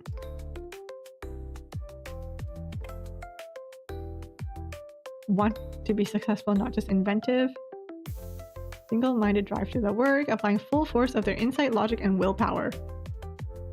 Little patience for anyone who tries to slow them down by enforcing pointless rules or offering poorly thought-out criticism. Yeah. Honestly, same. Independent to the core, want to shake off people's expectations and pursue their own ideas.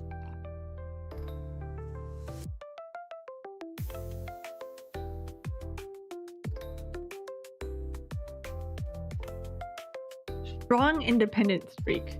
They prefer their own personality most of the time. They don't like waiting for others to catch up.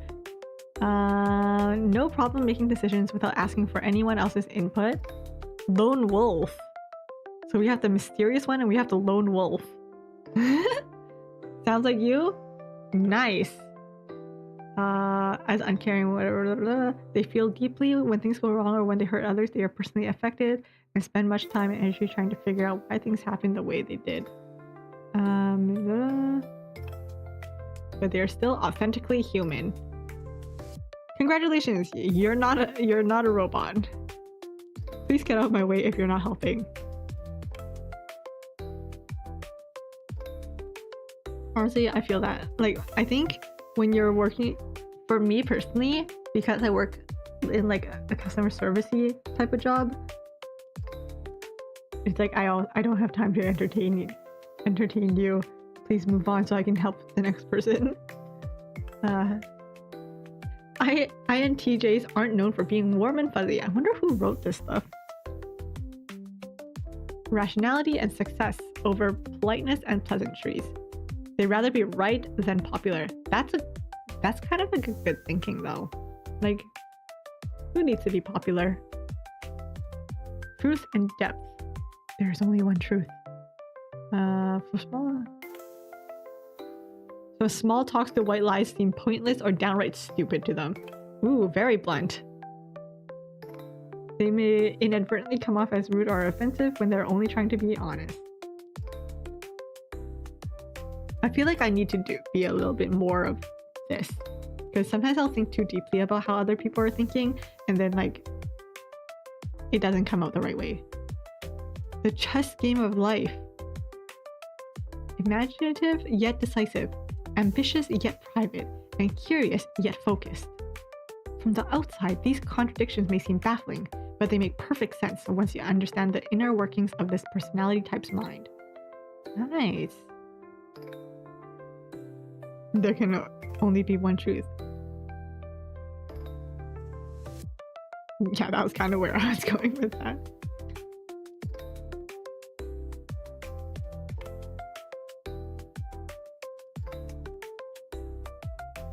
Okay, strengths.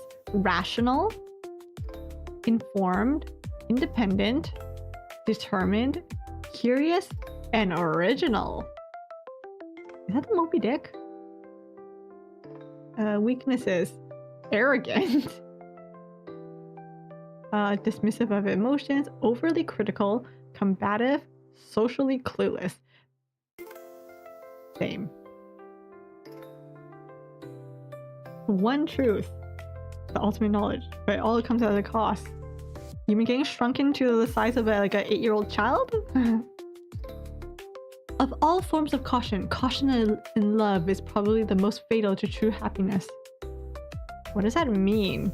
Al, why does your profile have like just such metaphorical quotes? Like what I don't know.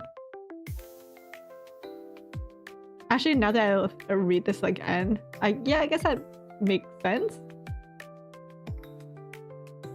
People in the INTJ personality approach romance in the way they do most challenges, strategically, with clear goals and a plan for achieving them. Oh my gosh, these people have the actual like 5-year plan, the 10-year plan. On this day, I will run into this person with bread in my mouth, running late for school. Strategically late for school. Finding a compatible partner is a different challenge. The woes of dating.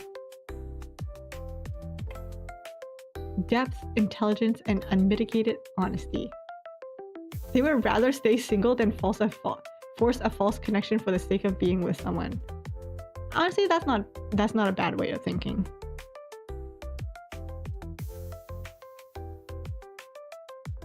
Personally, I think this is like a pretty good way of thinking. Like, why?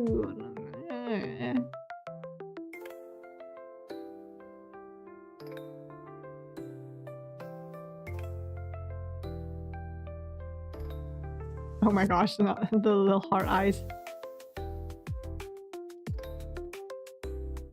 Such as that. When they believe that the relationship has potential, INTJs are more capable of giving it their all, even when it takes them out of their comfort zone. Cute! Love is rarely easy, but it's a challenge that can help people with INTJ personality types grow. Nice. A friend to all is a friend to none. Okay. Okay, dude. I think you're a philosopher. I'm not a huge fan of philosophers. Sharp-witted and darkly funny. Ooh, I love those type of people.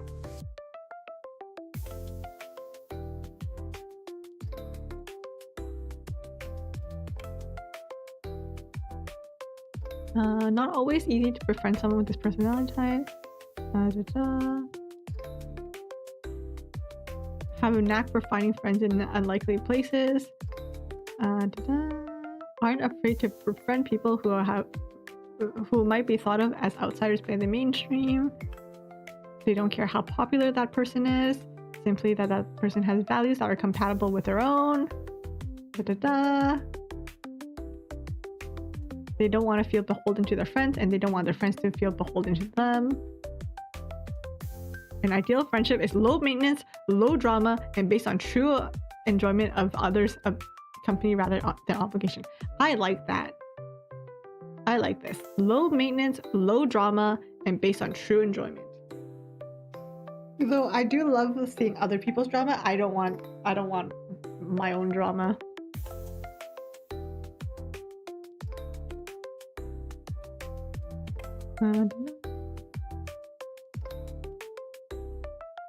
Sarcasm and witty banter may not be for everyone, but reward true friends with candor. God, I love sarcasm. I had to explain to my mom what sarcasm was. I still don't think she knows what sarcasm is. The thing is, I was saying something to her and I think she was taking me too literally, so I had to like stop and had to explain to her what sarcasm was, and I don't think I was doing a very good job. So at this point, I think I just stopped using sarcasm around her if she was just gonna take everything I say literally.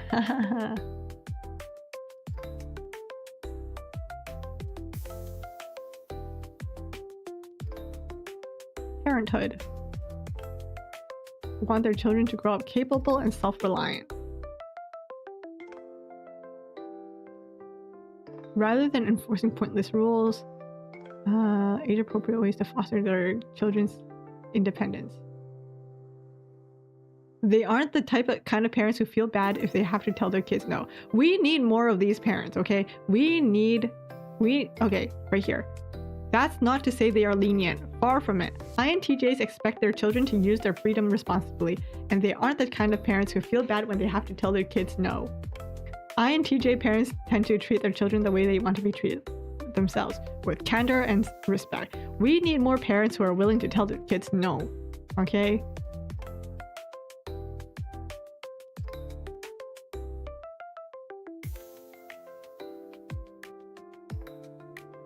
Compared to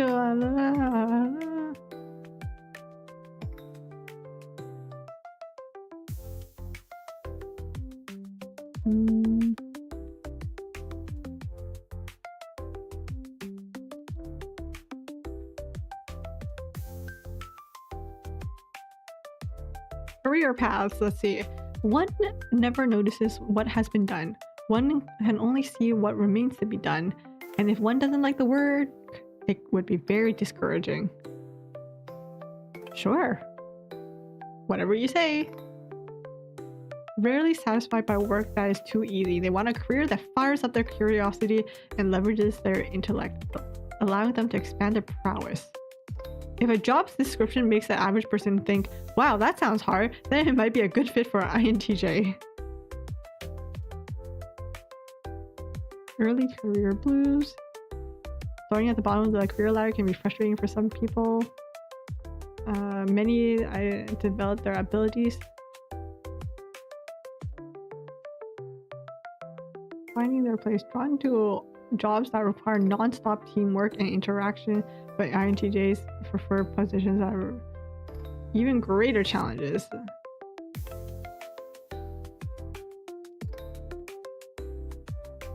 That's not me, for real, for real.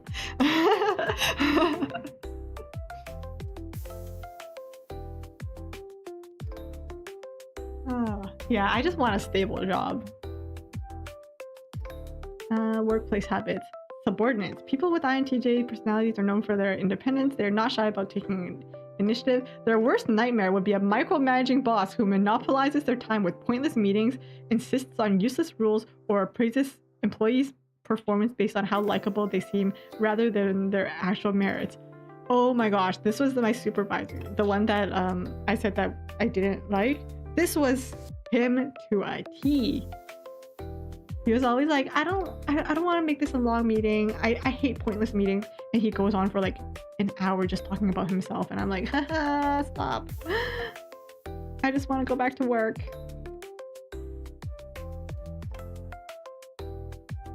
Titles mean little to someone with INTJ personality type, and they often struggle to defer to a manager they consider less intelligent than themselves. Ooh, harsh. They might find it difficult to restrain themselves from offering their bosses feedback and criticism, an approach that, depending on the boss, can backfire.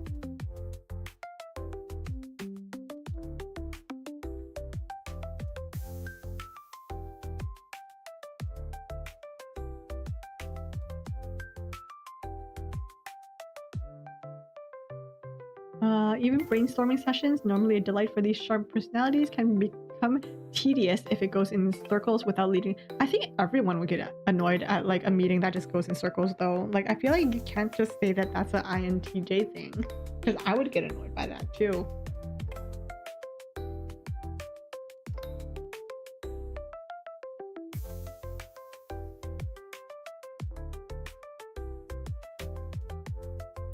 INTJs make great leaders. Personalities habitually orchestrate and administrate their tasks to perfection. They rarely throw around their authority just to prove that they're in charge. Promote innovation and effectiveness, even if that means breaking with established hierarchies. Nice. Prefer to treat those who work for them as equals rather than micromanaging. Broader strategies. INTJ bosses want to know exactly what's going on and where, and they're always ready to sit down and go over every tiny detail with their employees. Don't have a meeting if you don't have something about exactly. Honestly, I feel like I go to way too many meetings at work, and like the meetings are usually the same thing.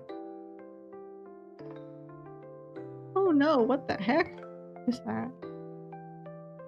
Okay, conclusion. Armed with powerful intellect and strategic minds, people with INTJ personality type can outmaneuver obstacles that seem unbeatable to most. But these strengths, when misunderstood, can turn into weaknesses and keep them from reaching their full potential. Those misunderstandings end here.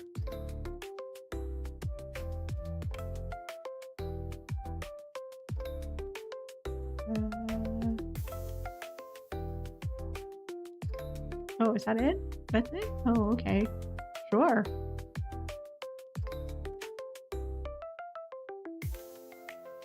I found my people. This is exactly me. Never felt quite so understood. Very accurate, and I'm an engineer. How typical.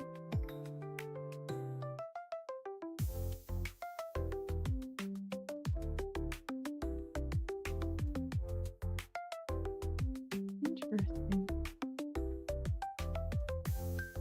Me for sure. Exposition blew my mind.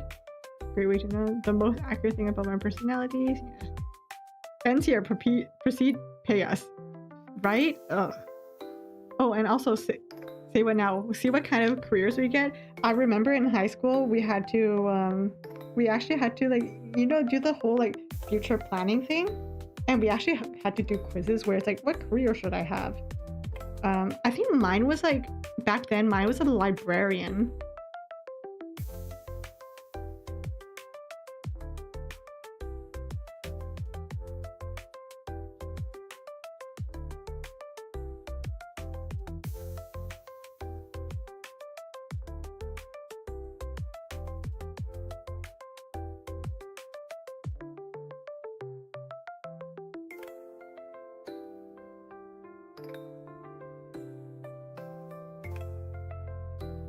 Yeah, I think I got a librarian. I don't remember exactly though.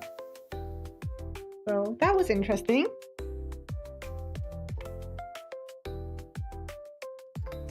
Oh, see, I quite like doing quizzes like these. Maybe we can do a career one next time. But I need to go to dinner now. Because I'm hungry. I ate one rice ball, one salmon mayo rice ball. But now I'm hungry and I need to go eat dinner. But that was fun. It was fun reading through my results and then your results. If anyone else does the MBTI, maybe we can go through it on a different stream. But I need to go eat dinner. My sister made cupcakes. So I think I'm gonna go eat some cupcakes too. They made handmade cupcakes in Grinch cupcake liners. So I'm excited to go ahead and go eat dinner and then have a dessert of cupcakes. Yes. Okay, I'll see your result next time. See what now. Enjoy your 90%. What was mine? Mine was like 60s. I'm gonna go eat dinner with my 64%. Okay, thanks guys. Bye bye.